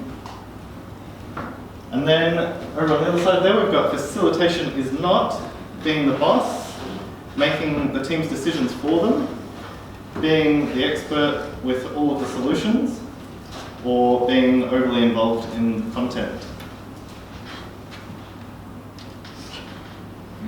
So when you think about a group's conversations, there's generally two elements to the conversation, the content and the process. When it comes to facilitating, it's essential that the a facilitator manages the process and remains neutral on the content. So any ideas on what we mean by the content? So that's what's, I guess, being raised by the audience. Mm-hmm.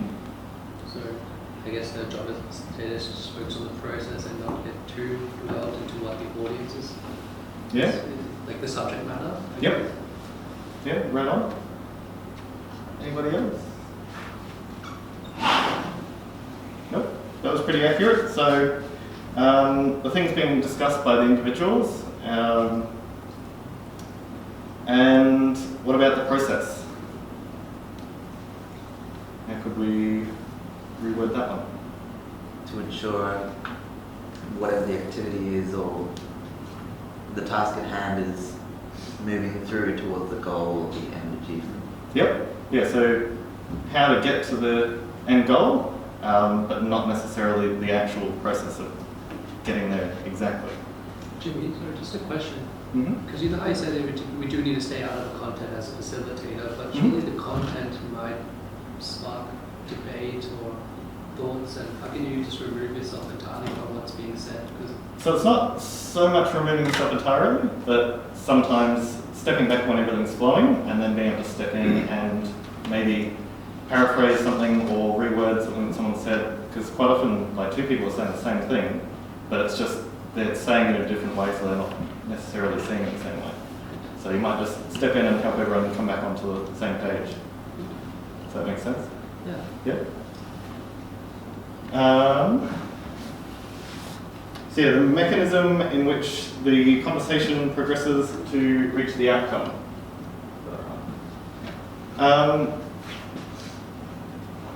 So under content, we have details on the topic / process, conclusions, the problems being solved, the decisions being made, the goals being set, opinions on subject matter, and then over on the other side we've got the process, so the methods and procedures for running the discussion, how relations are maintained, the tools being used, the rules or norms that are set, the group's dynamic, the agenda and timing, the climate and the format. So have we got any other questions on that?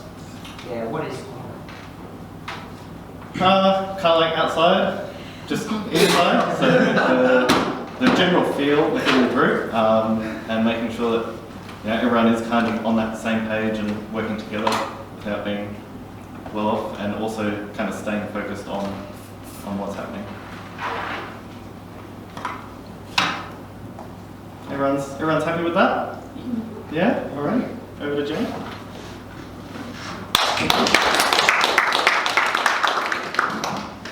Alrighty, so we're going to dive into that a little bit more detail in a second, but we do have some time now for another couple of energizers or icebreakers, if anyone would like to volunteer.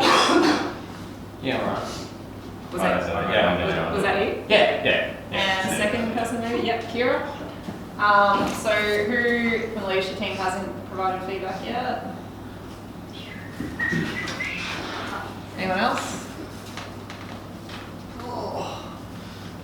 Awesome. So Alex, did you want to jump up first? Yes. Do you need some time to get prepared? No, I'm just going to wing it. You're going to wing it? Okay. Do you need any materials? No. Okay. So you probably all played this game, but like another way. I nearly got suspended for it in high school. So I'm going to cut out the bad bits that merely got me suspended. They've been blunt from my memory. Anyway, I'm sure he did. So everyone stand up. And the way it works is, I forget what it's called even, but like, you probably know it as like a zip, zip, zip, zip, and then someone goes boing or something like that. In this version of the game, you go, alright, and then it goes, alright, alright, alright, and then eventually you'll go, have it, and then you go, take it, or have it, you pass it on like that, or alright, you know this game? Yeah, kind of. Yeah, so you just like follow around like this, like, alright, alright, alright, Alright. Alright. Alright. Have it. take it, and then you take it, and then you or you pass it on again. Alright. Okay. And then I can go, have it. Yeah, And then you have to go that way. that's right. And then so you're going to add it to it like... So you can... Sorry. So Abbott is a block. That's right. Okay. Yeah. No, Abbott is a gift. Yeah. What? So you Take said it. take it. Oh, I said take it. That's Take what I it. was thinking. Alright, so, and then to throw a spanner in the works, someone can just yell, baby's in the dryer, and everyone has to go, woo! Like that, alright? Let's do it. Just to confirm, if we want to pass, Yeah. it's Alright. Alright. if we want to block, it's Take it. Not have it. Not fucking take it. take it. Take it. And if we want to pass, Have it. okay. And baby's in the dryer, and then like it starts back with you. Everyone is Okay, sticking alright. alright. So the idea is to get like a bit silly in front of each other. Yeah. A bit. Alright. Yeah. As silly as you like. Alright. Alright. Alright. Alright. Have it. Take it. Alright. Alright. Alright. Alright. Baby's in the dryer. Alright. Take it. Alright. Alright. Take it. Have it. Take it. See, it doesn't help that I'm confused about that. Alright. It feels like if someone goes have it, you have to go take it. No, I have to. No, you don't. But that's what everyone just So does. it's have it, take it. Have it. Take it. No, Have take it. Take it. So it's block it, Oh, it's okay. take it. I need that. Oh, and the idea is, the other silly thing about this game is that you have to do it in your worst Cockney accent. Can I block someone who says alright? Yeah, Yeah. yeah, and then it goes back the other way. Do you have to block if someone says take it? No, No, you can do it again. or So you if can- they go take it, I'm just like, alright. Anyone say babies in the washroom? Yeah, anytime. You don't have to like. You don't have to be like. Oh no! Like once it gets to you, Right, Like okay. once it comes around to you, Right. anyone can say it. You say it as many times as you like. So it's like a wild card if you don't know what to do. Pretty much. If you need time to... Alright, so like crank up your Cockney accent. Can Julian can use it? Alright, you're not even from the East End. Right. Do you get eliminated if you stuff it up? That's right. Okay, right. Yeah. Constantly stop this up. It's so easy. Well, see, the thing is, I better like scrub up on the rules because I'm going to be eliminating. Alright. I was kind of cheering. He's out. If they go, like, you know, alright, but then I'm like, baby in the washer, what happens then? Like everyone goes baby in the So washer? Yeah, but yeah, it comes then- back to the person that landed on. So the other one, the baby's in the dryer, it starts back to them. It's dry. Yeah, and then I go, baby, alright. Yeah. Okay, cool. It's a Alright. dry, don't put it in. Alright, let's play by elimination. Okay. Alright. Alright. Alright. Alright. Comes out. John, you're supposed to be good at this. John, you're quite true. Take it. Alright. Alright. Take it. Alright. Have it. Take it. Have it. Alright. Alright. Babies in the washer.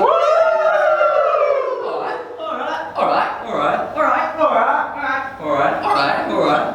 Have it. Take it. Have it. Take it. You can't go with the face. Okay, so now you can be eliminated accent isn't bad enough. You've really got to commit to that, all right? Jeez. Alright. Alright. Alright. Alright. Alright. Alright. Alright. Alright. Alright. Alright. Alright. Take it. Take it. No, that's both out.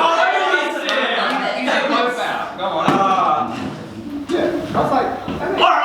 Alright. Alright. Alright. Alright. Alright. Alright. Alright. Alright. Alright. Abbott. Abbott. Abbott. Abbott. Abbott. Take it. Alright. Alright. Alright. Alright. Alright. Alright. Alright. Baby's in the water. Alright. Alright. Alright. Alright. Alright. Alright. Abbott. Abbott. Take it. Nah, it's too so get out of here. Alright. Alright. Alright. Alright. Abbott. Abbott. Ah, so. Just go alright. Abbott. Alright. Alright. Baby's in the dryer. Take it. No, no. That's not okay.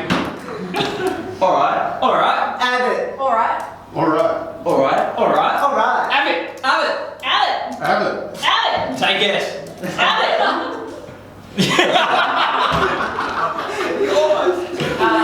There you go. Alright. Alright. Alright. Alright. Alright. Baby's in the wardrobe.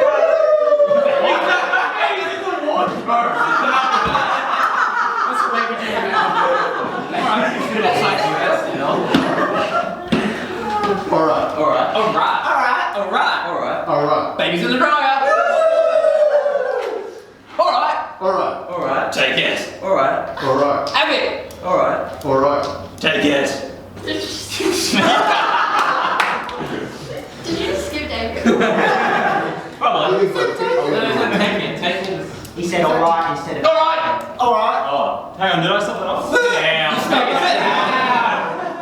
Sorry. Alright. Alright. Alright. Alright. Alright. Alright. Alright. Alright. Alright. Abbott. Alright. Alright. Alright. Alright. Alright. Baby's in the dryer.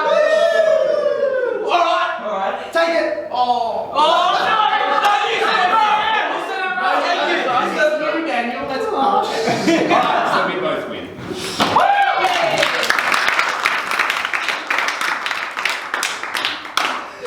There is no follow-up to that game. I told you, I don't want to go after that. Do we need to discuss the babies in the dryer thing? No, the baby's in the dryer, baby's in the washer, baby in the closet, because we still Someone's had a bit too much Sims, like, put them in the pool. One lost, the one tries them. Alrighty, our observers, Laura, Ginny.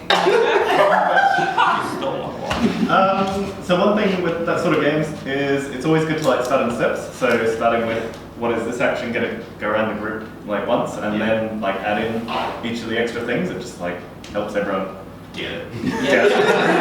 I'm terrible with remembering what each of them are, so yeah. But you certainly started doing it like as you went through like later on, and then getting like stricter with the rules and getting a bit faster, and all of that was really good. So Yeah.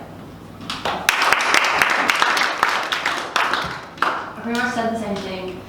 You had everyone until you threw babies in the dryer. And then That's Yeah. Just don't throw babies in the dryer. Yeah. So like the way you brought in like the Cockney accent bit, that was perfect. Like you stepped that in like after everyone was like, I got the hang of this, and then you kept making it harder and stricter. So I agree. You didn't struggle with buy-in though. You took that very much like storytelling approach, which everyone was like intrigued to hear what had happened to you. And then Still waiting for it. so I think like well spoken and got everyone's attention. It was good fun. Yeah. Any other feedback? Alex, was that an energizer or an icebreaker? It could be a bit of both because you get like a bit silly in front of each other for the icebreaker side, but it's like definitely pumps my energy way up. Yeah. Yeah. Does it have a name? It's called. It's got something to do with East End. I can't remember. It's probably one of the rude things that I took out of it. Good choice. Yeah. I think I like that. Cool. Anything else? Cool. No? Cool. So Kira, do you want to say anything like that? Okay.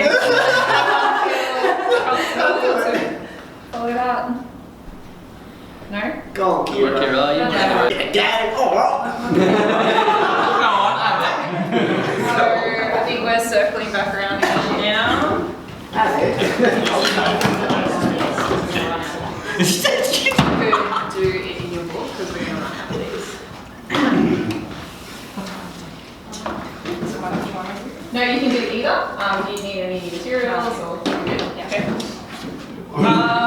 Alright, I guess this is an icebreaker which doesn't really work when everyone knows everyone, but we're gonna do it anyway. So we're gonna play Name Bang. Has anyone played that before? So essentially Name Bang is, you'll all be standing in a circle. We'll go around the circle, learn everyone's names.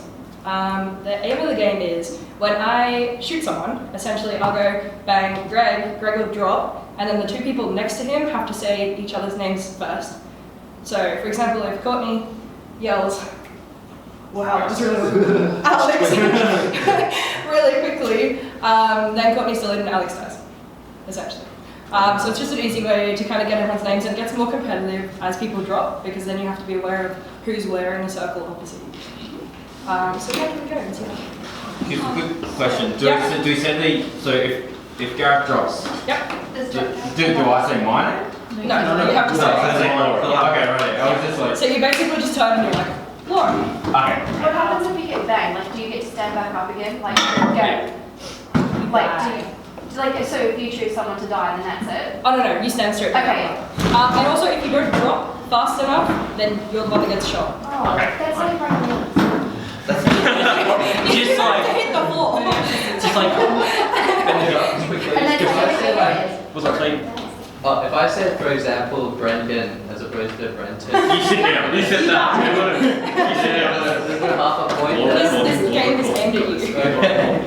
He's an observer. It's fine. Why do you say Because if we have jobs, I can say the call. You say each other's name. What happens after that? So the person who does it faster stays in. So just quick health and safety, if you maybe tuck your chairs in before we play so we don't land on the chairs. I'm going to fill Alright. Declan, can we give an example? Yeah. So, bang. Bang. No, you need to say Gareth. Yeah. See, Garrett's a much longer word than Alex. That's not my problem, that's your problem. You found the time to say bang, you can find the time to say bang. Yeah. Can I say Court, or do I have to say Courtney? Because Courtney. Whatever you want to do. yes. Okay. Georgina. Alright, let's do a trial run first. Shout. David. Oh, I heard David. One more. Do you have to go Declan? Or can you just be like, Is it No, you have to go? Okay. David or just David? Just David. Just David. Full name. Jimmy. Laura.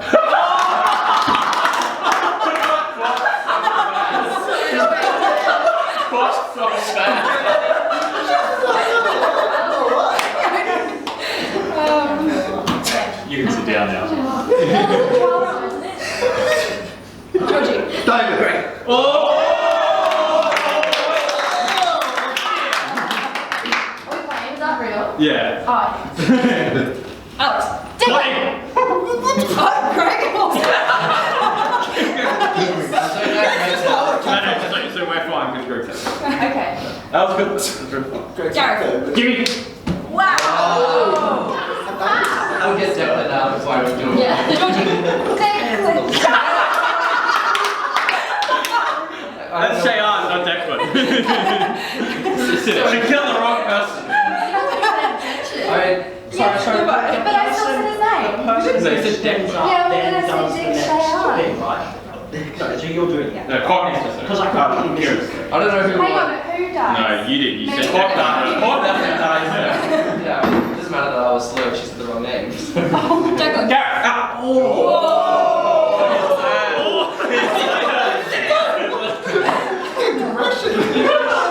Just turn it sideways and Yeah. That's screwed. Sam. Daniel! Sam. No, Sam. Crossfire. Daniel. Jake! Oh, I was gonna call that. It's fine. Daniel says that. Dan, Dan. I thought I was ducking and weaving out of Because he had dark cheese. Jacqueline. Jane. Whoa. He's done it. Good luck, Shea. Alex. Good, Georgie. Georgie. Yeah. Sharon. Done. You don't have to skip the duck. Someone shooting at the duck. I said, name a duck. Georgie. Georgie. Georgie didn't sit down. No, Sharon, you said nothing. Oh, thanks for saving me, Georgie. How do you sit down? So if I go down, you have to say Shayan. If you go down, I say Shayan. If Shayan goes down, I have to say you. But you have to point. Shayan.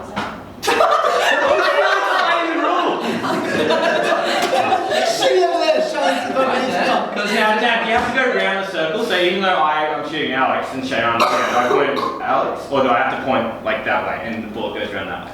Which way? Because there's rules about this. Once we start questioning the dynamics, this all gets. I don't know my gut dynamics, man. Okay. Wait, am I still in? Yeah. Oh, really good. Alex. Shayan. Yeah. There you go. So. Now, normally if we had like a room where we had more space, you'd like start in the middle back to back, and then you'd walk. Well, there's a middle. And then Yeah. Alex is He wants this. How do we do this? Okay. Back to back. Back to back. Alright, I'm going to say random words. When you hear the word cheese, you're going to turn around and you're going to bang.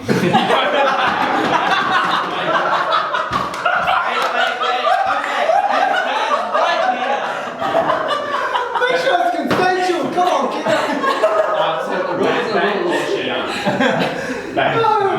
Wait, do we need a blur? What's the word? What's the word? Bang? So the word's cheese. The word is cheese. Oh, the word is cheese. But you have to say Alright, that. every time I say a word, take a step forward. Cheetos. Cheerios. Cheezels. Cheese. Bang! Ooh, Alex. Not eggs.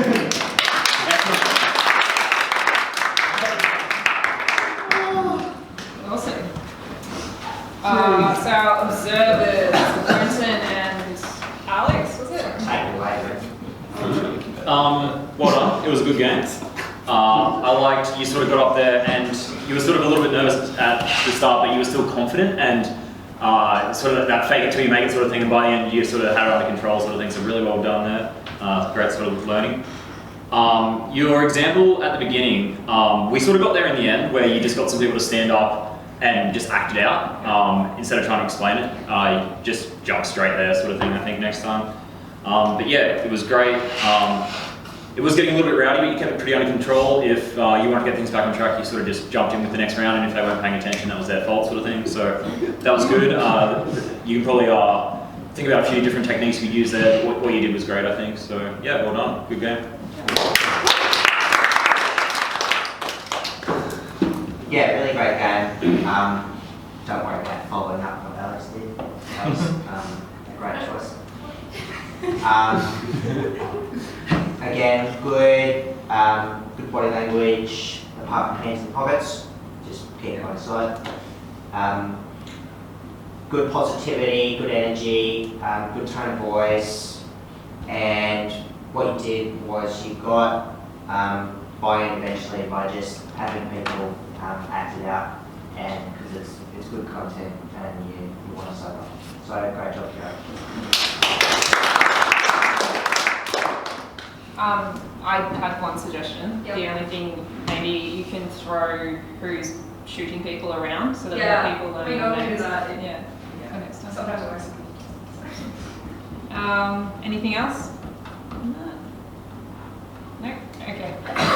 So before we go into the next bit of content, how are we going on hunger levels? Because we were going to order some pizzas for lunch if we were hungry. Yeah, A little bit. Probably take about half an hour to get here. So if you are starting to get hungry, we can do that. Show of hands, who wants pizza? Yeah, that's it. Yeah, sure. Can you work your magic on that? Yeah. Does it Any particulars? Yeah, it's just Oh, extra really? garlic and chili on everything. Is anyone a vegan? Yeah, dietary requirements. Or vegetarian?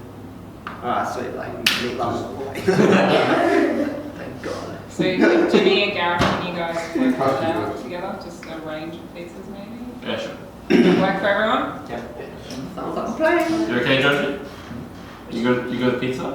I'm not eating any, thank you. So sorry, show your hands straight up. How many people are eating so we know how many pizzas to order? Straight up, in the air. 1, 2, 3, 4, 5, 6, 7, 8, 9, 10, 11, 12 people, including you. Sorted? Great. Awesome. So just before we finish up the last bit of content, we were chatting about the concept of content and process. So that's like a very high-level theoretical concept of what facilitation is, and ultimately what we're aiming to do when we're facilitating a conversation. So let's try and bring that back to something that's a little bit more real-world applicable. So there's a few areas of your life where you might have had someone like me stand up in front of you and deliver something.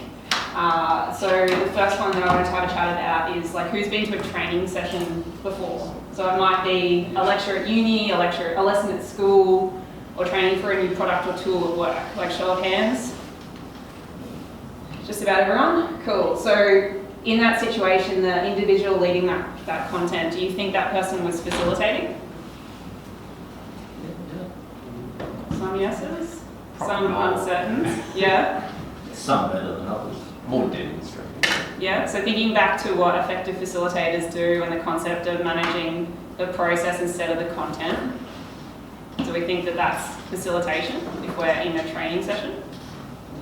Got a few nods, got a few no's.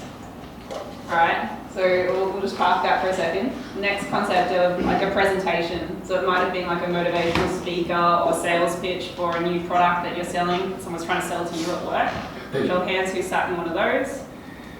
Everyone should have their hand up. There's a few presentations at Ryla. He said at work, and I was like, no, something anything at work. Well, yeah, so that was just one option. So in that scenario, when you've got someone presenting to you, do you think that is facilitation? Yeah, they generally do like Q&A, yeah. Well, if there's like an activity involved, part of the presentation. Yeah, definitely can be. If they're just trying to sell you something, then they don't really care how you get there, they just want to go. So sort of facilitating at the same time, not really. Yeah. They just want, their goal is for you to buy it. They don't really care how you get there. Yeah, good point. Anyone else want to throw in anything? Alright, so there are very unique differences between training, presenting, and facilitating. There are 3 unique terms, and the way that you operate when you're in each of those scenarios is very different. Does anyone want to have a bit of a guess at how you might act differently if you're facilitating in comparison to presenting or training? Well, presenting, you're there to give something or to sell something, so therefore you will be actually talking at people. You want them just to listen, you don't really want them to think too much, because you just want them to buy something, and when you're selling something, you don't want people to think, you just want them to buy. Yeah. And then training is you're really trying to get people to think, like, you want them to think along a certain path. Yeah. Whereas facilitating, you're like, okay, this is what I'm going to be, this is what I want you guys to do, and let them do all the thinking. Yeah. So there's a few really good points in there. So presenting, as a presenter, you're kind of setting the objective and the agenda. In training, there's sort of a set plan as to what you're trying to achieve. Whereas facilitating, it's kind of like, in a way, open slather. And you have an end goal in mind, but how you get there is determined by the individuals involved in the conversation. Does anyone else want to throw anything in? Deb? Training and presenting are only very formal, so to speak, whereas in facilitating, you kind of just have to let your group kind of go down the tangent they want to explore the topic, how they want to talk about it, and then just see what they want to talk about. It's not you being these are the things that happen. Yeah, that's a really good point. So you're there, you're not managing the content, you're there for the structure and the process. So making sure that, like, if we do go off track, we somehow get back to where we need to go. Yeah, that's a good point. Anyone else want to throw anything in?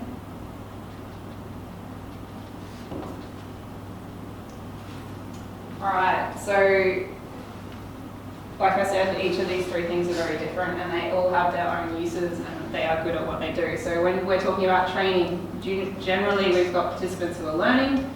There's a set lesson plan with learning objectives. So up here we have a set plan for today and what we're hoping to achieve. The instructor is generally a catalyst. So we're prompting to get you to get towards a particular outcome. We ask questions, so you might have noticed today there were quite a few questions thrown out by the presenters. Trainers, I should get my terminology right. Instructors may be an expert in the material that they're delivering. They generally have visual aids that illustrate the key messages, and it works well when you've got a group size of under 50. You don't generally want to be training more than 50 people at once because it gets very difficult to keep that dynamic operating. So presenters, so your motivational speakers, your sales pitchers, those people that are getting up to have a particular outcome in mind. They generally, so the audience receives objectives based on what is to be communicated. So the presenter will have something that they want to talk to you about, and the objectives for the session come from what they want to talk to you about. The presenter will always follow a logical structure. They answer questions, they don't ask questions. So to a point that was there's a Q&A session at the end. Presenter is usually the one answering the questions, not asking the questions. Visual aids are used to present data, so thinking like bar charts, graphs, those types of things. Presenter is usually an expert in the content they're presenting, otherwise they wouldn't be getting up in front of you and presenting. And the communication is largely one way, and your group sizes are limitless. So I can think of motivational speakers that I've seen that present to like 2,000 people at a time. So it's a very different dynamic to training or facilitating. So when we're facilitating, participants are generally team members. So think back to Ryla. You had a family group, and you were a team, and you had a facilitator within that team facilitating the conversations. Objectives are based on the desired outcome of the discussion. So even though we're throwing it over to you and we're stepping back from the content, each session at Ryla still has an objective in mind. So your family group leaders were aware of that. Similarly, when you're facilitating conversations outside of Ryla, you'll have an end objective in mind. The agenda is used to provide structure. Questions are used to involve participants. Visual aids are used to record ideas and inputs. And like we've said a number of times, staying out of the content as a facilitator. And the group size is usually smaller, or in larger groups we're breaking down. So thinking back to Laura and Dan's example this morning, when they were facilitating that icebreaker, we had a large group of 16, but they broke it down into smaller groups of 3 or 4. So you can do that when you're facilitating conversations as well. Any questions on the differences between the 3 different types of activities? Anything anyone wants to throw in? Cool.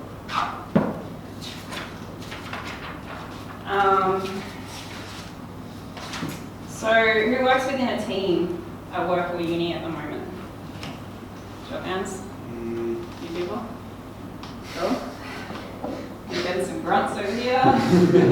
Who's currently a leader within that team? Kind of, few people. Cool. So in the next little bit, if you're not currently a leader within your team, maybe thinking about the behaviour of your direct leadership report that you would report to. So on a day-to-day basis, yourself as a leader or this person that is your direct leadership report, do we think that they are actively facilitating on a day-to-day basis? They should be. Why do you say that? Just a lot of self-navigating work. Okay. Yep. I think they are trying to, but it's maybe coming across a little bit more as presenting. Yeah. Yeah. I think mine does. I'm just generally given a set of tasks, but how I actually do them is up to me. Yeah. Anyone else? my leader, she has a bit of everything. So she does facilitate sometimes, and sometimes we do just need to have set plans, and she'll put them in place. Then other times she'll be like, okay, this is what I want to happen. However you guys go about it, you guys can do it however way you want. So it's still a bit individual, but then there's sometimes where they have to meet certain guidelines, so we have to do it in certain ways. Yeah. Kira, you have anything to throw in? No? Georgie? I think my second step on the table is not just facilitating this training, and sometimes you need to be told exactly what's happening. Yeah. So something really important to remember, leader doesn't necessarily mean facilitator. So you can actually be a leader. Physically, you can be a leader without ever facilitating a conversation. It is possible. Doesn't mean that it's the best strategy, but it is possible. Similarly, you can facilitate a conversation without ever being in a leadership position. So what happens if, like Ryla, you're a leader but you're also a facilitator, like your family group leaders will be? What do you think we have to do then? So you've got a leadership role, but you also have a facilitation role. What happens? You have to pick your times when you go in. So like sometimes, as a leader, you might need to put them back on the right path, because their tangent might be just in a completely different area. And so you might, as a leader, just need to kind of push them back onto a track that's sort of leading to the right goal, rather than just letting them go. Yeah.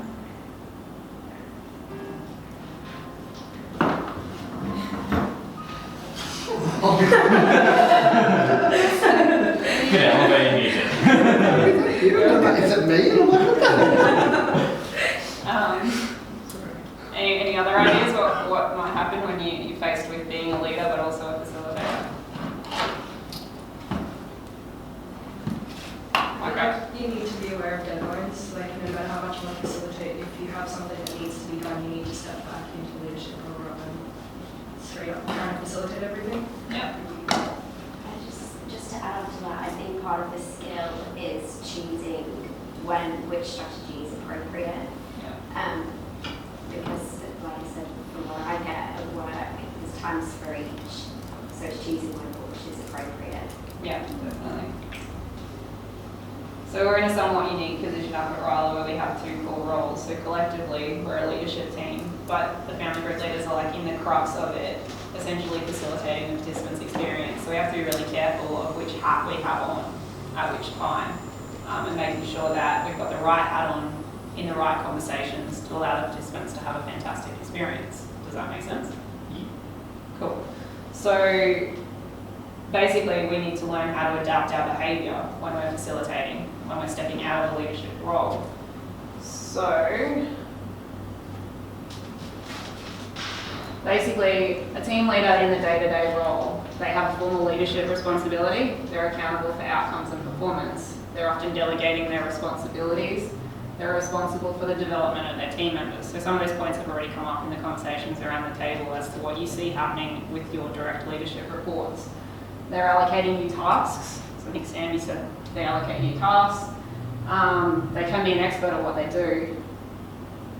And they're interfacing with upstream and downstream team leaders and managers, and they're reporting and doing administration. So that's what happens on a day-to-day basis when you're in a leadership position. However, when you flick to trying to be a facilitator in a leadership position, there's some changes that you need to make to your behaviour. So basically, you take the formal leadership hat off. You focus on the system rather than being in the system. You step away from the subject matter and your expert role and focus on the process of helping your team members come to conclusions. So to Sam's point there, he's given tasks to do, but he's not micromanaged and told how to do them. So the objective of the leader in that position is to get to the task being completed and helping Sam through that process, but not necessarily dictating to Sam how to do that as such. You enable and empower your team members to that point, and recognise their role and contribution, and you support the team. So I guess to try and give you a real world example of this concept, I'm going to touch back into this point on focusing on the system as opposed to being in the system. So So if I say Ryla project, you all know what that means?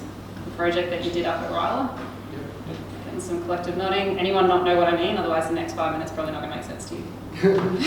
No? Okay. So as a participant, when you talk Ryla project, you're in the project with your fellow participants. You're talking about what project you want to do, what your marketing plan is going to look like, how you're going to present, who's going to do what. You're making PowerPoint presentations, you're drawing diagrams, you're in the system, and the system's working with you in it. Make sense? So as a facilitator or a family group leader, you have to take a step back. So you're no longer in the system, but you're on the system. So you're managing the fact that you now have 4 people who are in the system who are worried about their contribution and how you get to the end goal, which is to have a project and a presentation and a marketing plan for your group that has an equal contribution from all members, where everyone's had an opportunity to share, where their input's been taken on board, and ultimately they're proud of their outcome or product. Does that make sense? So you're no longer in the system, you're on the system, you're managing the process, the people, the behaviours, you're not managing the content anymore. So you're not throwing in personal ideas. So if we're talking about bulldozers, you've got 2 people arguing about the best type of bulldozer. You're not in there like, guys, we should really be looking at bulldozer C over here, it's so much better. You're more, okay, so you think bulldozer A is better. Why is that? Ask them to justify their answer. And then bring back, okay, so bulldozer B, why is that? You get them to talk, as opposed to throwing in opinions. You with me? Nodding? Good. Makes sense? So there's a little bit of work involved in being able to do that. Anyone having a meltdown right now about how you might actually manage to do that as a leader / facilitator / what, like, how do you make that happen? Just me? Cool. It's cool. So how do you actually do that? You have a facilitative toolkit that has some really core skills in it. So I'm just going to go through these very briefly, and over the rest of the training program we're going to touch back into a lot of these and practice them and get you to a place where you're comfortable putting these skills into place up at Ryla. So listening actively is one of the most core, important facilitator skills. You're not going to have a fun time as a facilitator if you're not listening to what the people in the conversation are saying. It's happened to me, it takes a moment, a split second to divert your attention to something else going on in the room or something going on outside, and you've completely lost track of what's being said in the group, and then all of a sudden you're trying to paraphrase or synthesize ideas. You've got no idea what's just come out of the last person's mouth. So I can't stress enough how important that guy is, listening actively to the participants or facilitation context. Asking questions. So we did a lot of that today already to get you guys involved, to get buy-in from the group, to keep you all active in the conversation. Paraphrasing. So Sam did a lot of that earlier, also Brenton in the ground rules and expectations session. So taking what you have said, paraphrasing it, spitting it back to you to make sure that A, as a facilitator, they've understood. B, if anyone else around the room hasn't understood, they're given the opportunity to make sure that they can check in on what's been said. And then collectively to keep the conversation rolling. Synthesizing ideas. So back to my point about the bulldozers. You've got 2 people talking about bulldozers, maybe coming to a agreement as to why bulldozers are important as opposed to going head to head on a brand of bulldozer. Staying on track. So that one is really tough because you want to let the conversation progress naturally. You want to give your participants the opportunity to throw ideas out, but you ultimately still need to make sure you get to the end objective. So humor's a really good tool to keep the group conversation rolling and light, but you need to balance it between staying on track and having a good time. Make sense? Staying neutral in content, we said that a few times today, obviously really important. I don't think we need to go over that one anymore. Giving feedback, so in your group, probably not like criticism feedback, but generally feedback on helping the project or the process to progress. Try and say that 10 times fast. Testing assumptions. So you're going to have group members that come into your group when you're facilitating that have assumptions either because of their background or their culture or they're growing, like the way they've grown up. But testing their assumptions that they've made, so ask them why. So I asked you that earlier. Why I can't remember what the question was, but I flicked it back on you. Like, why do you think that? Get them to think about why they've got that assumption in their head. Listen and repeat. Do that quite a bit just to make sure that everyone's on the same page. Summarising periodically, same thing, and using tools. So we've got the butcher's paper out today to get you guys involved. Also, good tip, gives you the opportunity to get someone else in the group involved in the presentation as well, particularly if you've got someone who's being problematic. Give them a pen, tell them to write on the flip chart, they're no longer problematic. So there's some of the cool core skills that we are going to focus on as we go through the rest of the training program. As with anything, there's always things to avoid. So some of the things that we want to make sure that we're not doing as facilitators is somehow ending up oblivious to what the group thinks or the group needs, because that's not going to be a fun time. Or never checking in on members' concerns, failing to listen carefully to what's being said, losing track of ideas. That one's kind of important. So as a facilitator, there's going to be times where you have multiple people throwing up ideas. And to the best of your ability, trying to make sure you capture those ideas and bring them into the group conversation. It's not always the easiest thing to do, and it does take some practice, particularly in a larger group, to make sure that you keep track of those ideas as they come up. Particularly if you've got quieter members who've taken the opportunity and summoned the courage to say something. If you don't capture it, they probably won't speak up again. So we always try and take notes, so taking poor notes or changing the meaning of what's being said is not a good strategy. We definitely don't want to be the centre of attention, try not to get defensive as a facilitator, definitely don't get into personality battles because it deflects from what you're trying to achieve. Don't get people down, so that's a good point with the humour. Like, it can be fun, but you definitely don't want to leave people feeling deflated.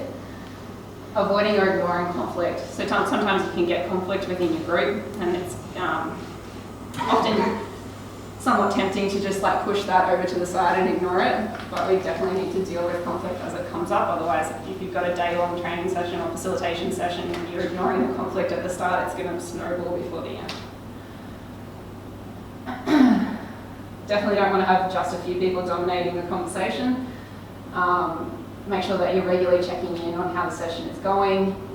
You don't want to be too passive towards the process. So I think to Kira and Georgie's point just before, so you still have an objective in mind that you have to get to, and if you throw the timeline out the window and you're passive about the process, you won't get to the objective of the day. Avoiding having no alternative approaches. That one's really important, particularly up at Ryla. I think to Declan's point, sometimes things just don't go to plan. And you've got to have some plan B, C, D up your sleeve. And it's the same when you're facilitating, things might just not go to plan on the day. Try not to get badly sidetracked. Try to avoid inappropriate humour. I love how you look at me. There's a reason. Though. Come on. And we definitely don't want to be insensitive to cultural diversity issues. So,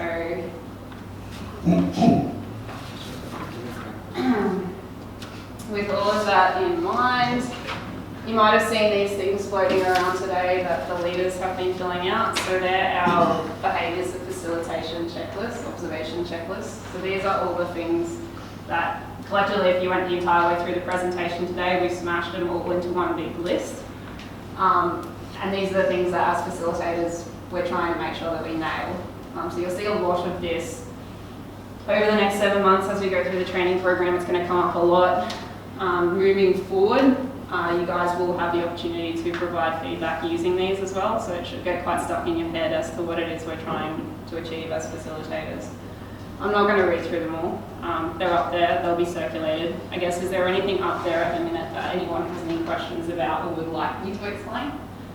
Because now would be a great time. Yep. Yes, Buy-in. So buy-in is another way of saying getting the group involved. So if I'm up here facilitating an icebreaker and I've got Brenton on his phone and Alex having a conversation with Greg and Jimmy over here doing Jimmy. It's about how you bring them in. So asking questions, basically pulling people up or whatever it might be to get them involved, get them excited, get them back engaged with the group and the activity. Do you want to throw anything else in on that? No. Okay. Anything else like that?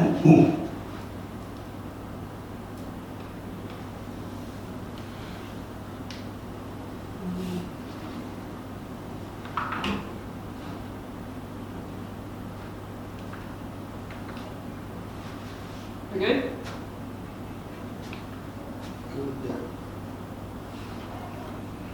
So other tips. So these are just general tips in terms of facilitation.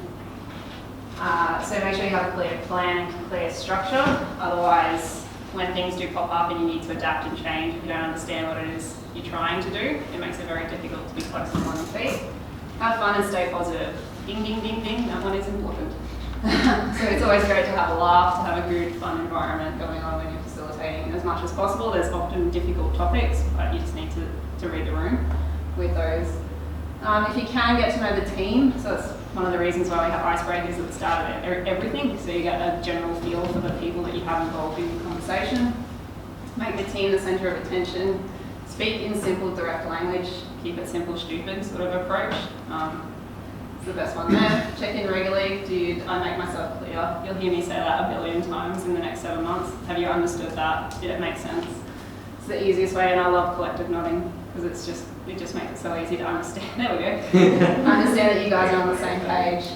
Stay neutral. Take a feel for the room. So take a break if you think the group needs it. That's why we split the day up with the energizers and icebreakers throughout.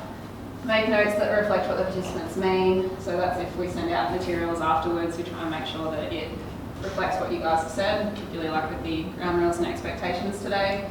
Summarise periodically. Ensure participants feel they have ownership for what has been achieved. And stay in a positive and optimistic note. So I think that is the end of the serious content for today. So I appreciate that it has been a little bit content heavy. Have some time now to do some energizers or icebreakers again if anyone would like to volunteer. Has anyone not had a chance to do one yet?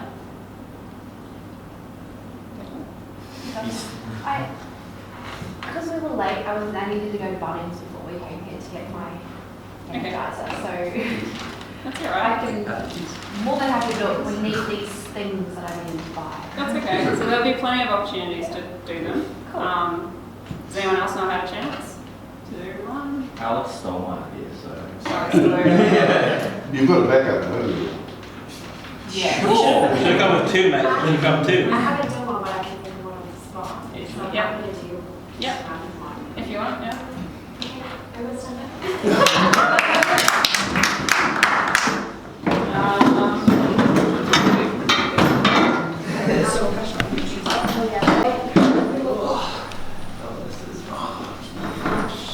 So I've actually stolen this one of Sam from Ryla.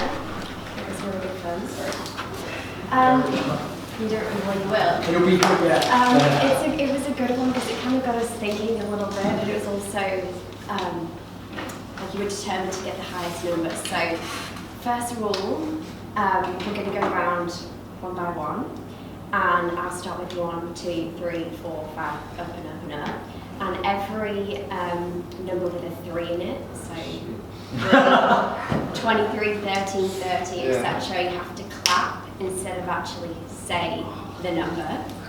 So you just want to do that quickly, and then I'll add the other rules. So 1, 2, 4, 5. No. Not a multiple. yeah, you skipped ahead. Go on ahead. More than point, that's simple. And then it's also multiples of 3, so 3, 6, 9, 12. You also clap. We're doing that. Oh, yeah, So, well, we did like a mini practice, and then David brought in the next one.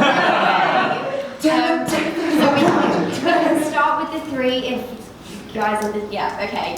1, 2, 4, 5, 6, 7, 8, 9. 10. No. 11. Yeah. 12. Yeah, we got it. Next rule is also multiples of 3, so it would be 3 you'd clap, 6 you'd clap, 9 you'd clap, 12 and 13 you'd clap. Because 12 is a multiple, but 13 has 3 in it. So, is everybody ready? Yeah, right. Ready. I'll start with one that's nice and easy. 1, 2, 4, 5, 7, 10, Hello. 14. 5th.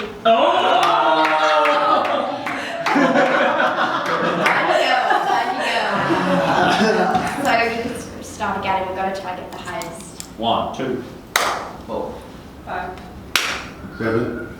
8. 10, 11. 14. 16. 17. No. 9 divisible by 3. You want to start from 1? 2, 4. 5. 7. 8. 10. 11. 16. 17. 19. No, 20. Oh, sorry, I think so. 22. 24. No. No, 24 to me by 3. 8 3 is 24. I did not pass. That's why you never expect. Alright, 1, 2, 4, 5. 7. 8. 10. 11, 14, 16. 17. 19. 20. 22. 25. 26.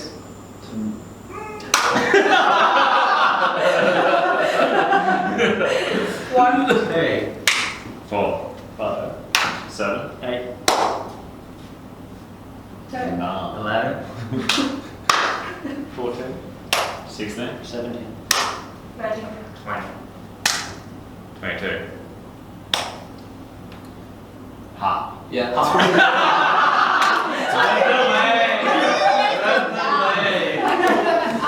just sit in front. I'm out. 1, 2, 3. Oh!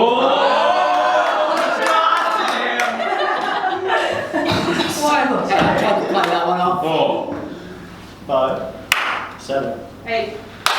10. 11. 14. 15. Oh! 1. 2. 4. 5. 6. 7. We're getting worse. 1. 4. 5, Yeah. 7. 8, 10, 11. 14. 16. 17. 19. 20. 22. 24. No! Guys, I've just remembered one's a multiple of everything, isn't it?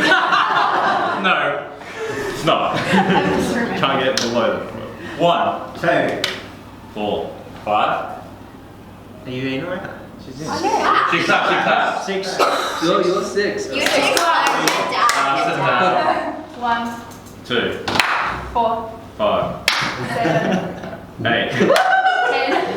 Wait a minute. 14, 16. 17. It's gonna be easy.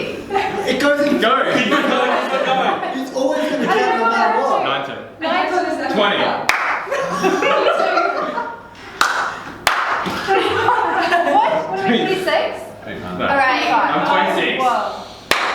28. 29. 31. No, because I'm reading! There's a 3 in it! So you're going to be clapping once you hit 30. It's going to be like, I think I might drop down fast. Alright, 1, 2, 4, 5, 7, 8, 10, 11, 14, 16, No. 17, 19, 20, 22, 25, 26, 28, 29.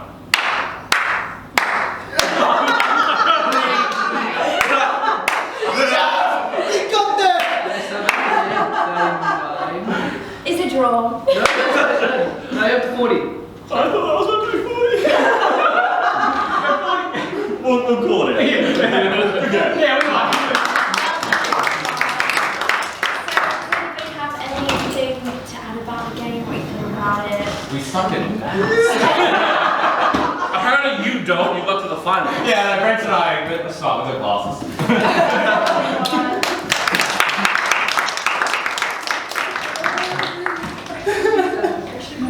Yeah, no, first. So I really liked your explanation. You were very clear in the way that you explained it. You were very loud, we could hear you. And I like the fact that you were going to introduce it in stages to make sure we got the core concept before we added more in. So that was really good. And you actually pulled us back when we jumped ahead and made us go through the process to make sure we understood before you then added that back in. So good job there. You also recognised as a group when we succeeded. So I think like the first time around, you're like, yeah, we got there. So good recognition of achievement there. You definitely had buy-in from the group. And you sort of staged the rules as you went along. So eventually you started eliminating people if they were too slow to speak when their number came up. So good job with that. And you brought everyone back into the conversation. So the people who had been eliminated at the end of like each round, there was always a good laugh with the whole group, and you sort of used humour to bring everyone back into the conversation. So it was good. Good job.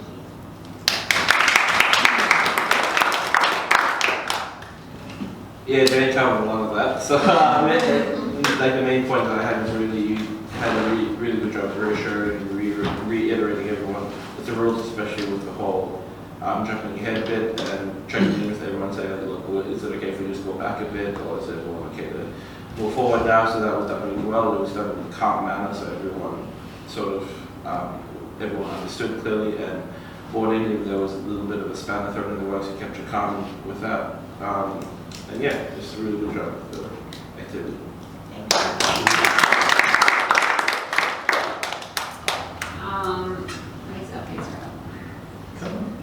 Alright. So we might throw it over to Greg just to cover any questions for selection criteria. Yeah, without going back over it again, it's just to visit it and say, are there any concerns, any questions?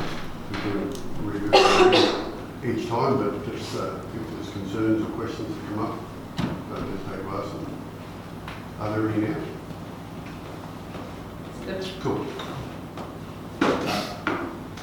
Just on senior leaders, it wasn't very clear last time. You said you were going to define that. Is that still in progress or? Still in progress, yes. No worries, thank you.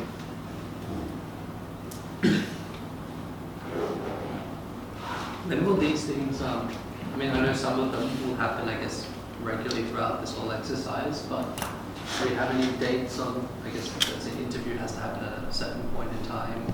Yes. The interviews will probably happen over the weekend. At this stage, they'll happen over that training weekend. Practical facilitation performance, like that'll be a part of that weekend as well. Individual commitment. Now, the exercise that Gareth put together, has everyone been and had a look at that? So he's got a spreadsheet there of all the dates and stuff. all the dates, everything that's involved, all the expectations. So there's a record kept of everyone's participation. Yeah. So does that answer your question? Yeah, it does. Yeah. Just following on like the record of participation, like is the factor of working taken into that? Like if you can't make a training day, is that taken into consideration because you're working? Yes. Cool. That's good. Sure. And thanks to Jimmy, there's a record or a recording of today's session. So we'd look for people to view that and let us know that they have done.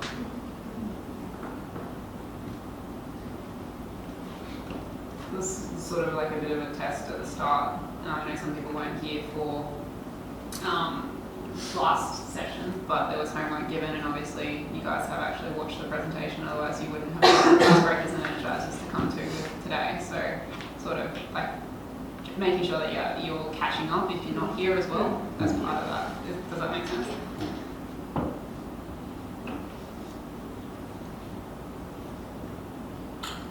Brendan, I guess in the short term, all the criteria that's there for everybody applies to gender and colours and everything. Yep. I haven't actually seen Gareth's spreadsheet yet, and I'm sure we've been told, but is that weekend been put in already as a date? Yes. Yes. Yeah. When is it again? Sorry. It's the 22nd of February from memory. There's definitely a date claimer up on the Ryla 2020 Facebook group with an event. So For Friday, sorry, Friday, Saturday, Sunday. Friday, Saturday, Sunday, so the intent at this stage is that that will not be live-in, so that we can keep everybody involved. But those that are going to go to Ryla will have a night away somewhere. I'm not too sure we've set that date yet. I think it's the 20th of April. 20th of April? It's the social night in the group. 18th. Oh, there you Okay. So that'll become our sort of bonding session, getting ready to go, and we'll stay overnight somewhere that night. All the listings on the spreadsheet will be sent as Facebook invites as well. So if you don't have anything, give us a shout. And I guess to your point, if you can't make something for a particular reason, just make sure that you let us know collectively. If we just see no, can't attend, then that's what's going to go in the spreadsheet as if you haven't made contact with us. Does that make sense? Cool. Anything else on that?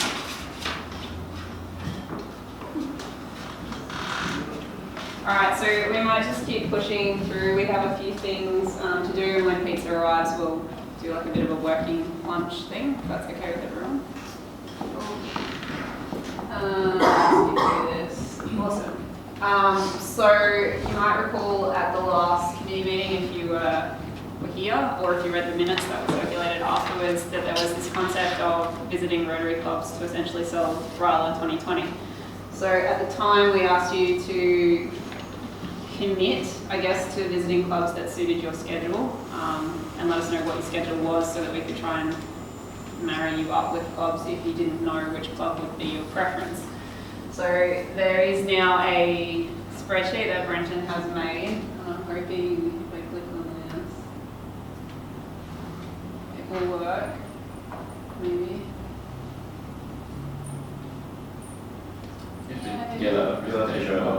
I'll work on my screen. So. Technical issues. Hold on. There we go. So this is what the spreadsheet looks like. It has every Rotary club that's in our district down the left-hand side. It also has the dates and times that they meet, and the person within our group here who has committed to visiting that club. So if there's any gaps, that's because no one has committed to visiting that club yet. And then Brenton has done up like a simple checkbox. So if you have contacted the club, I believe you can just tick the box. And saying when you visited them, you can tick the box. I don't believe that we can, because I We can't edit it. Yeah, we can't edit it, because So- I know I've contacted a few already, and I've visited some. Yes, that was the case up until yesterday when someone. I checked it this morning. I emailed Greg my preferences instead. Okay. All right. Well, I'll at the end I'll log out and we'll just check it because I believe I've made the link now editable, so that should fix it. But we'll see at the end. So over on the right hand side, over here too, there's also a list of which club has sponsored either a participant or a leader in 2019 and in total over the 3 years up to 2019. So we're just that's accurate? 4 or 5 years, whatever. Yeah, 4 or 5 years up to 2019. So if you get anyone who commits to sponsoring either a participant or a leader, when you make contact with them, you can put the numbers in the box so we know what. If you put it in the box on the left, to the left of the comments, it'll just automatically. Oh, there you go. Yeah. Ah, should let you explain this. Anything I have not explained? Cool. Any questions on that?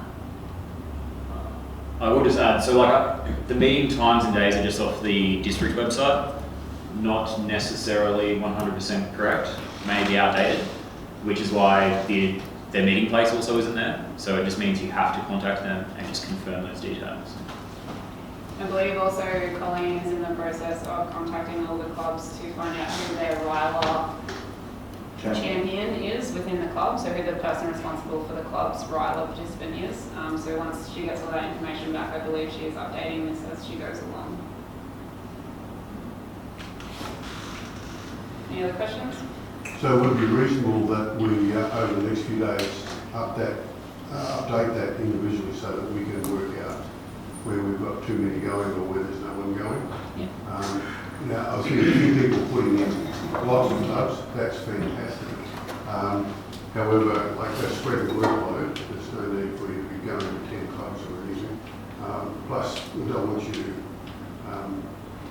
spending money you probably can't afford to spend anyway. So we need to, that's something we need to sort as well, whether we can make a contribution to the expenses where the club isn't supporting you, particularly if it's a really expensive visit. But we need to see what everybody intends to do and then make sure we'll edit that and send something out about, where there's a balance in making sure we get to all and we haven't got too many people going to one and whatever. So have I explained myself all right there? So we could get in and put the ones you'd like to go to, or maybe have a week booth, so that we can just within a week just work it out. Because I'm quite certain that if we can get out to the majority of clubs before the end of the year, we're going to see a big difference in support.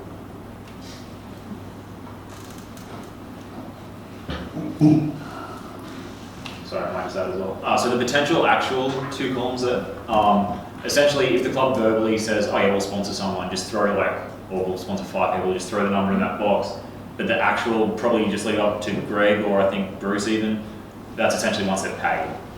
So that we know confirmed numbers versus, so that's the difference there.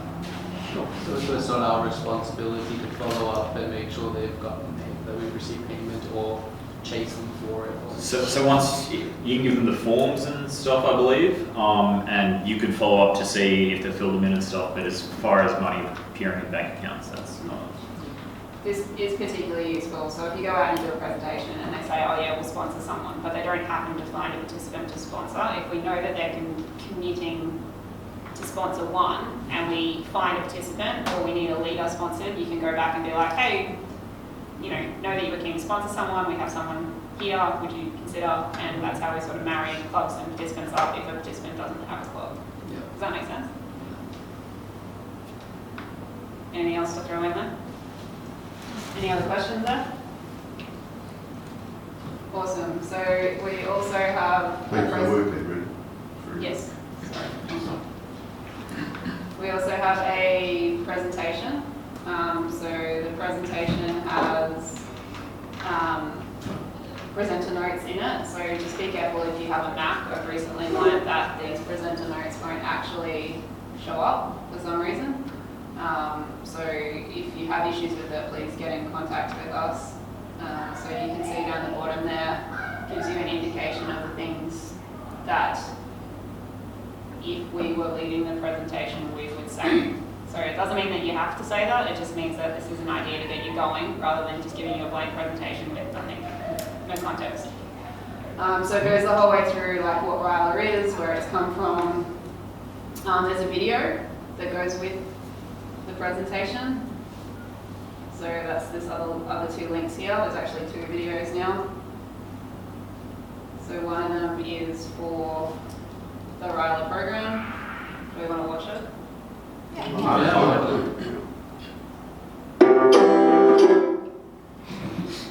we want to blow our eardrums up? Let's try that. If you ever find yourself stuck in the middle of the sea, I'll sail to find you.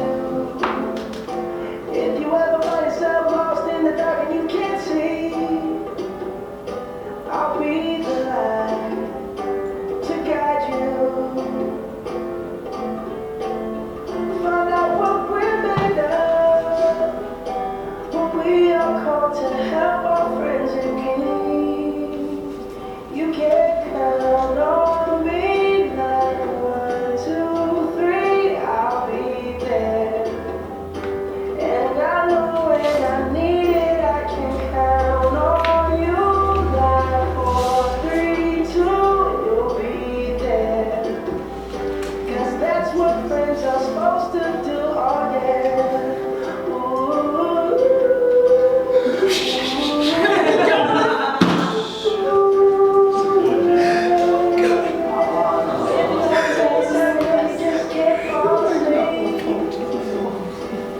sing a song beside you.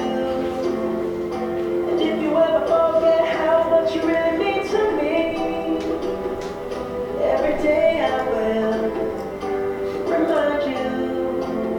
Oh, find out what we're made of when we are called to help our friends in need.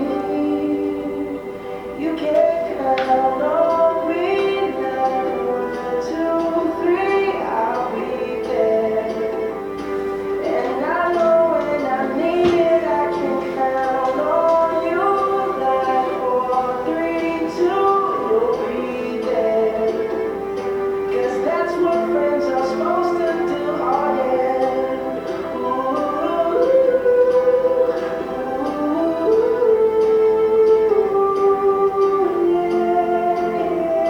You'll always have my shoulder when you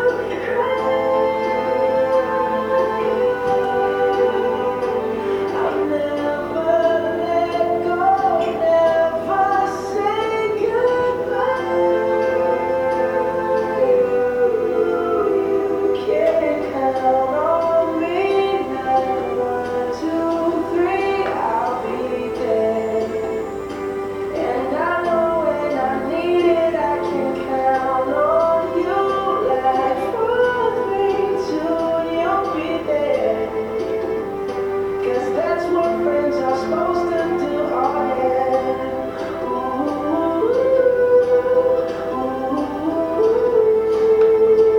You can count on me 'cause I can count on you.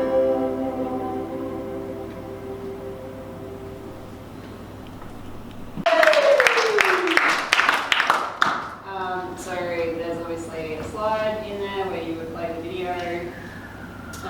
Talks about what our program is, how we do it, what our outcomes are,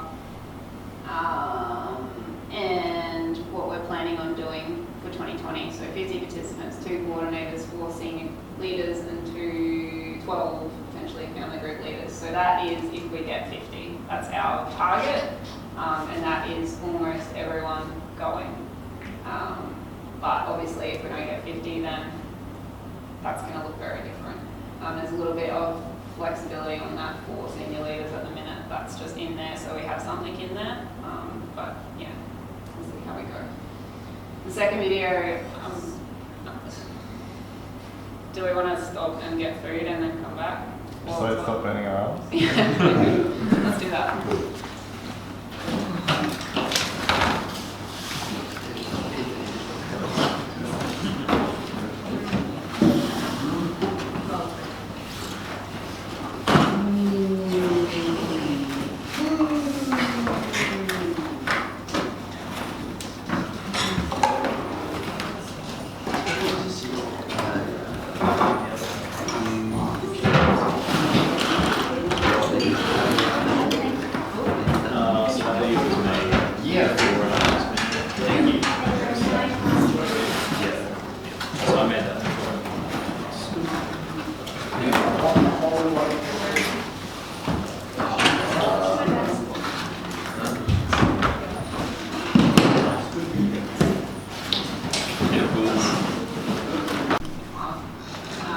So the second video comes up just after this slide here that's on the screen, so who can you ask? So we get a lot of Rotarians that tell us that they can't think of anyone to ask, or they don't know who our participants are. So we've kind of made, backstep. The video that I just showed you, there is an updated version of that coming. We do recognise that it is a couple of years old now, but it still works. There's nothing wrong with it. So until you get confirmation from us that there's a new video going, you can definitely use the one that's there. Moving on, there's a second video, which is the third link here, which is just an adaptation of the Ryla couch video from your guys here. This one's a lot shorter, so.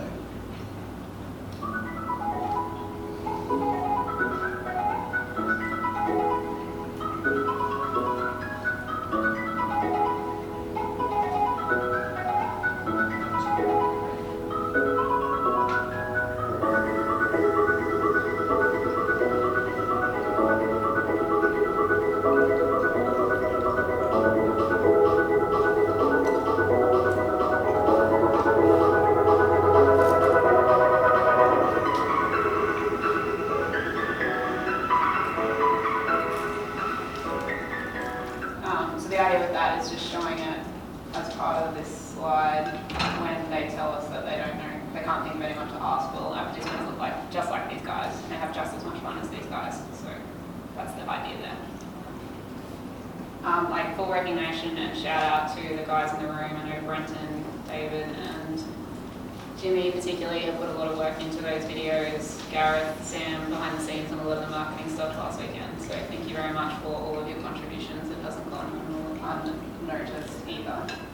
So that's the presentation package. So it's the two videos and the actual PowerPoint presentation. There is an email which has been drafted that you can use as a template when you're contacting your Rotary clubs.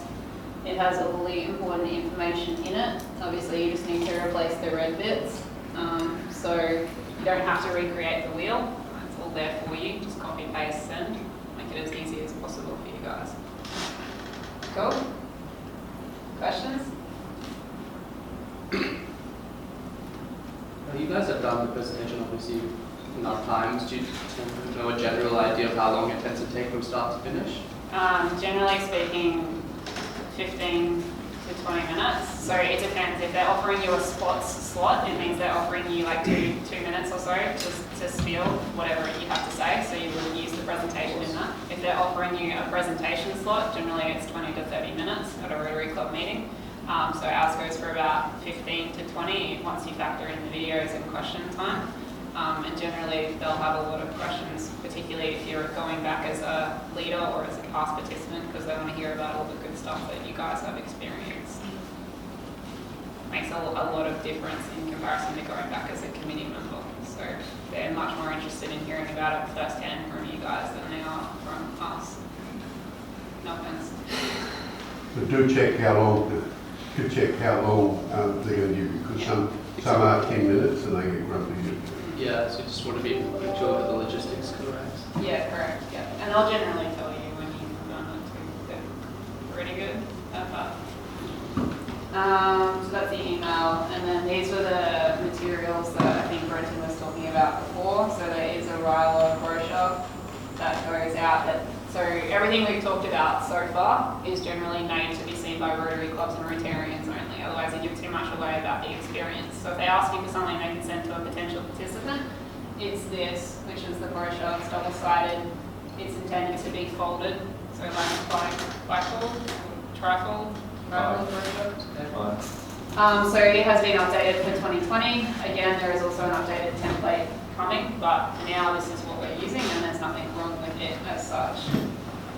Along with that, if I can get the right presentation, we have the application form. So applications are officially open. There's an online application form on our website, so anyone can really fill that out at any time. We also have the paper copy application form, which a lot of the Rotarians like to use. So that is now complete.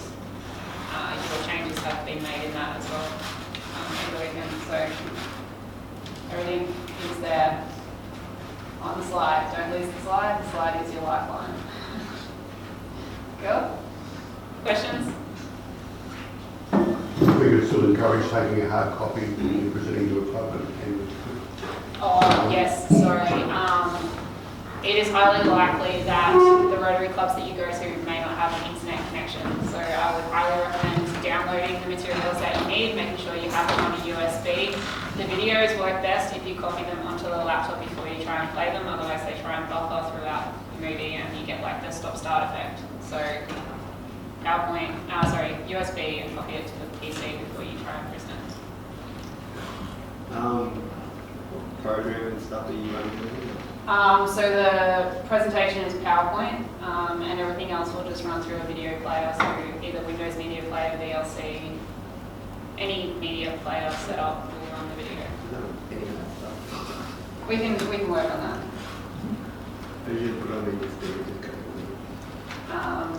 Yeah. So that's the club visit materials. Before I move on, any questions? No? Okay. So I just wanted to give you a bit of an insight into what's coming up next in the training program. So those core facilitator tools that we talked about, your toolkit, going to spend a bit of time delving into those a bit deeper and actually practicing those techniques in the group. We're going to have a look at challenging behaviours and how you manage them when it comes to facilitation, how you manage conflict and conflict intervention. So when the conflict escalates to a point that you have to address it, how you then do that as a facilitator and not shut your group down for the rest of the session. Looking at conflict resolution, so that's when you've gone past an intervention and you need to resolve the conflict between members in your group. Different leadership styles and how you might adapt your leadership style to whatever's going on, like what situation you're in and the participants that you have within the facilitation session. The team development cycle, so how you move as a team through forming, norming, storming, performing. You might remember that concept from Ryla. We talked about it a bit up at Ryla. And then last but not least, this bit probably is going to be more relevant to the leaders who are selected to go to Ryla and will probably fall into, like once the selections have been made, the actual Ryla program itself and why and how we do what we do, like an in-depth level. So that's sort of a very broad overline of what is encompassed in the next 7 months and what you hopefully will walk away from the training program having learned. Any questions? Okay. Actually, James, a question. Yeah. You know how we talked about earlier about how a lot of those, I guess the criteria will be analysed at the weekend session. When will the decision be made? Be made, I believe, shortly after the February training weekend, and then communicated. My understanding is it's going to be made very shortly after the February training session and communicated as soon as possible to all of you. I recognise that obviously some of you will have to take annual leave and you'll have to get that in the calendar or take it out of the calendar if that's the way the cookie crumbles.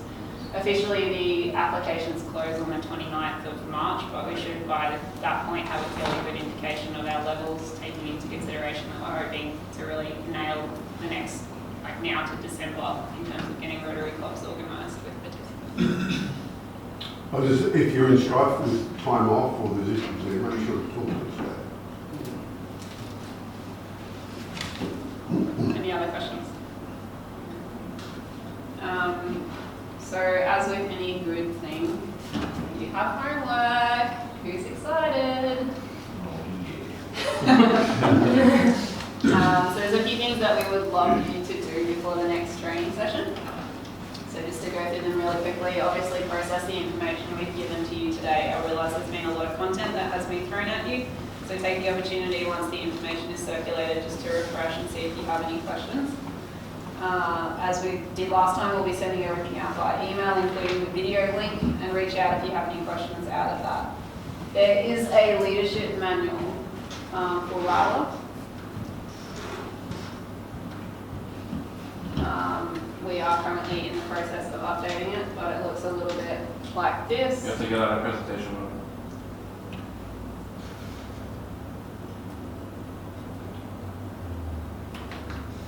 Alright, so we might put expectations up there that Jane will learn how to use PowerPoint. There we go. Cool. It looks a little bit like this. So you can see from the table of contents that it has quite a bit of material in it that's ultimately going to help you understand a little bit more about Ryla, but also help you understand a little bit more about facilitation too. So as I said, it's still in the process of being updated, but it will be emailed out. We'll also have all our contact details in it in case you need to get in contact with us. It has all of the dates for the 2020 Ryla stuff and where it's being held.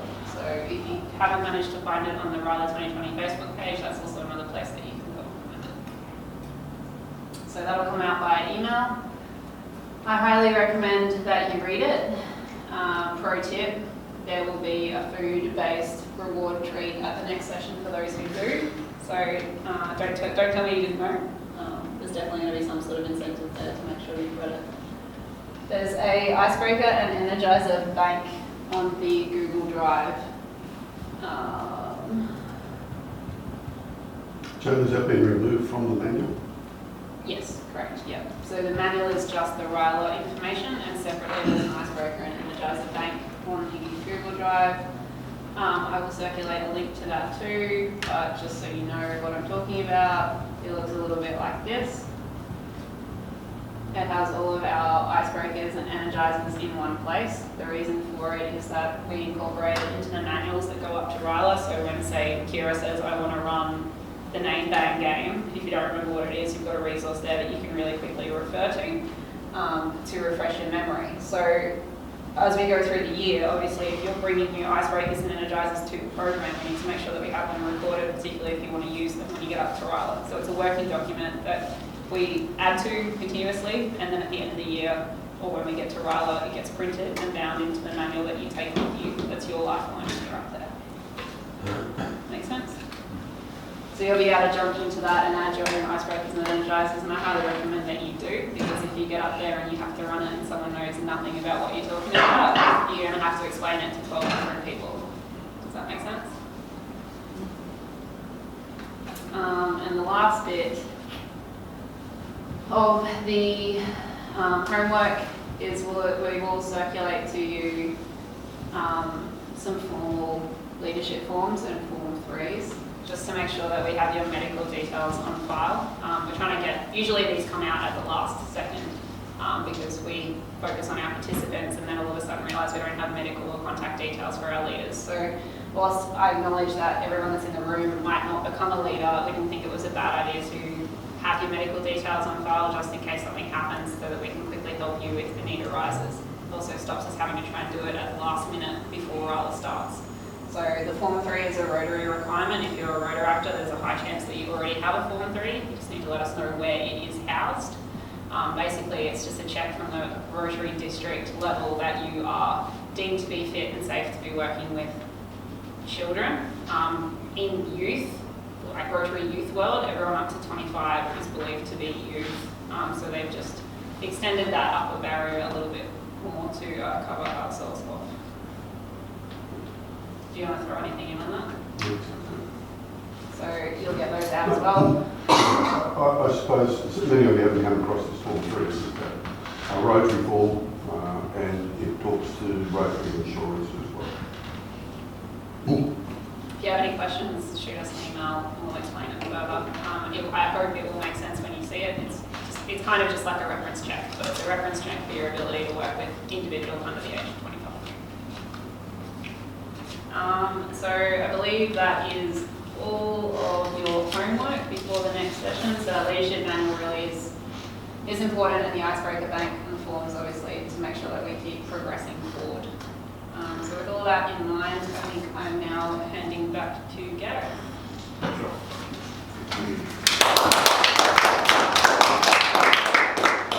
Alright, so really quickly to end off the training session, I'm just going to check in with the expectations that we set. So, like Brendan said, the expectations are going to be set for, I'll move forward, right? Oh, yeah, Jimmy's moving. Okay, cool. Sorry. So like Brendan said, these expectations are going to be carried out throughout the entire training program in the next 6-7 months, whatever. So at the end of each training session that we have, we'll be checking in on them to make sure that we address anything updated and such. So we'll walk through it in the list. So the first expectations was on the guidance and how to improve and to offer help to people to improve, not necessarily just criticisms. How do we feel we all went with that today? You think we all lived up to the expectations that we set each other? Yeah, seeing some collective nodding. You think that we can improve on it? No? Yes, no, getting something like With more time, it'll become a lot more apparent. Yeah. So like as we're a new team, like the more time we spend together, we probably feel much more confident with each other and comfortable sharing stuff with each other and really extending that olive branch to one another. So the honest feedback expectation that everyone will provide honest feedback. We'd rather have everyone tell the truth and feel what people really do think rather than just masking it. How does everyone think about that? I know I did that. So. Yep. Everyone feel okay with that? Yep. Would it be an area of improvement or? Dan? I was just saying young. Alright, so I think we nailed that. Nailed that as an expectation. Probably looking back to the first part, as we spend more time together, probably more easier for everyone to provide the honest feedback with each other. So the prompting questions, expectation, how to do that. We probably didn't touch too much on that today, but does anyone have any thoughts about that expectation? Like whether you learned something about how to ask the prompting questions, or whether it's an area of improvement or anything like that? Georgie?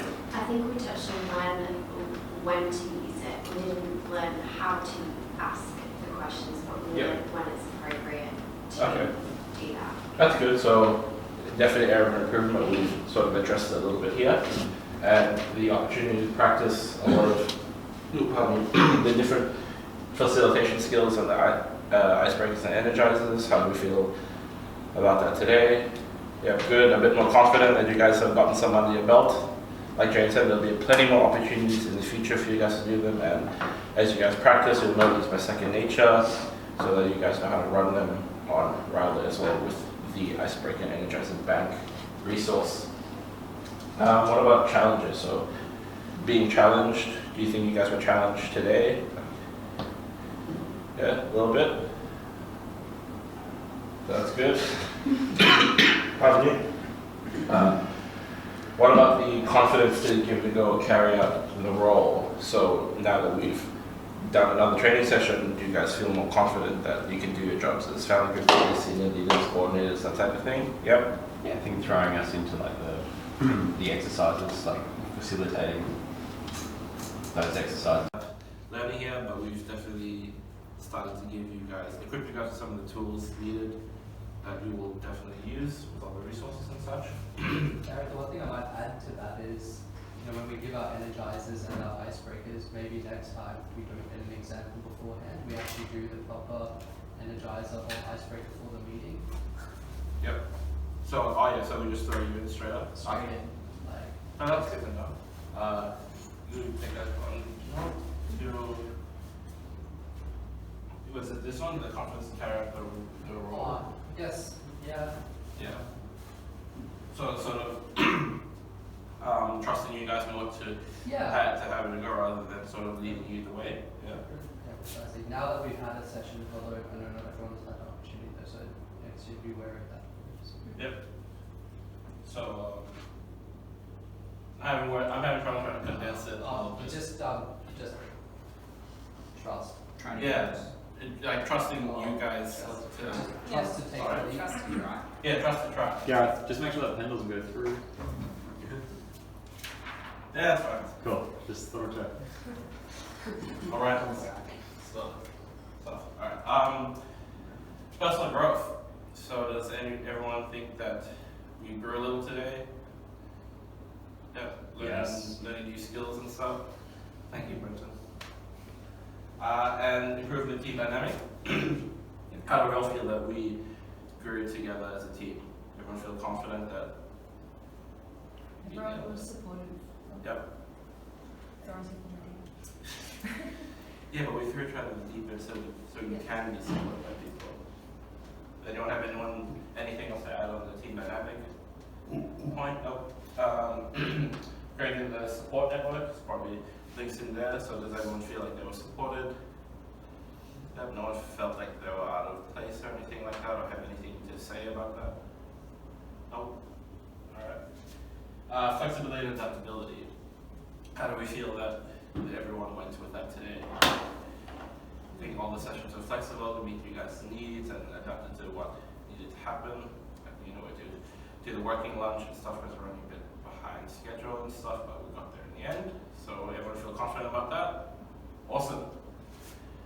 So taking a look at that as a whole, we probably did quite a bit of that and bang the nail on the head quite well. Does anyone have anything else to add to expectations? Any other points? Remember that these expectations are for the entire training program, and we'll be addressing them before and after each session. So there'll be multiple opportunities if you guys have anything. If you guys go home and review the material and think of something to add, feel free to do so. So does anyone anyone have anything else to add right now? No? Nope, alright, that's good. Congratulations, guys. The training session over.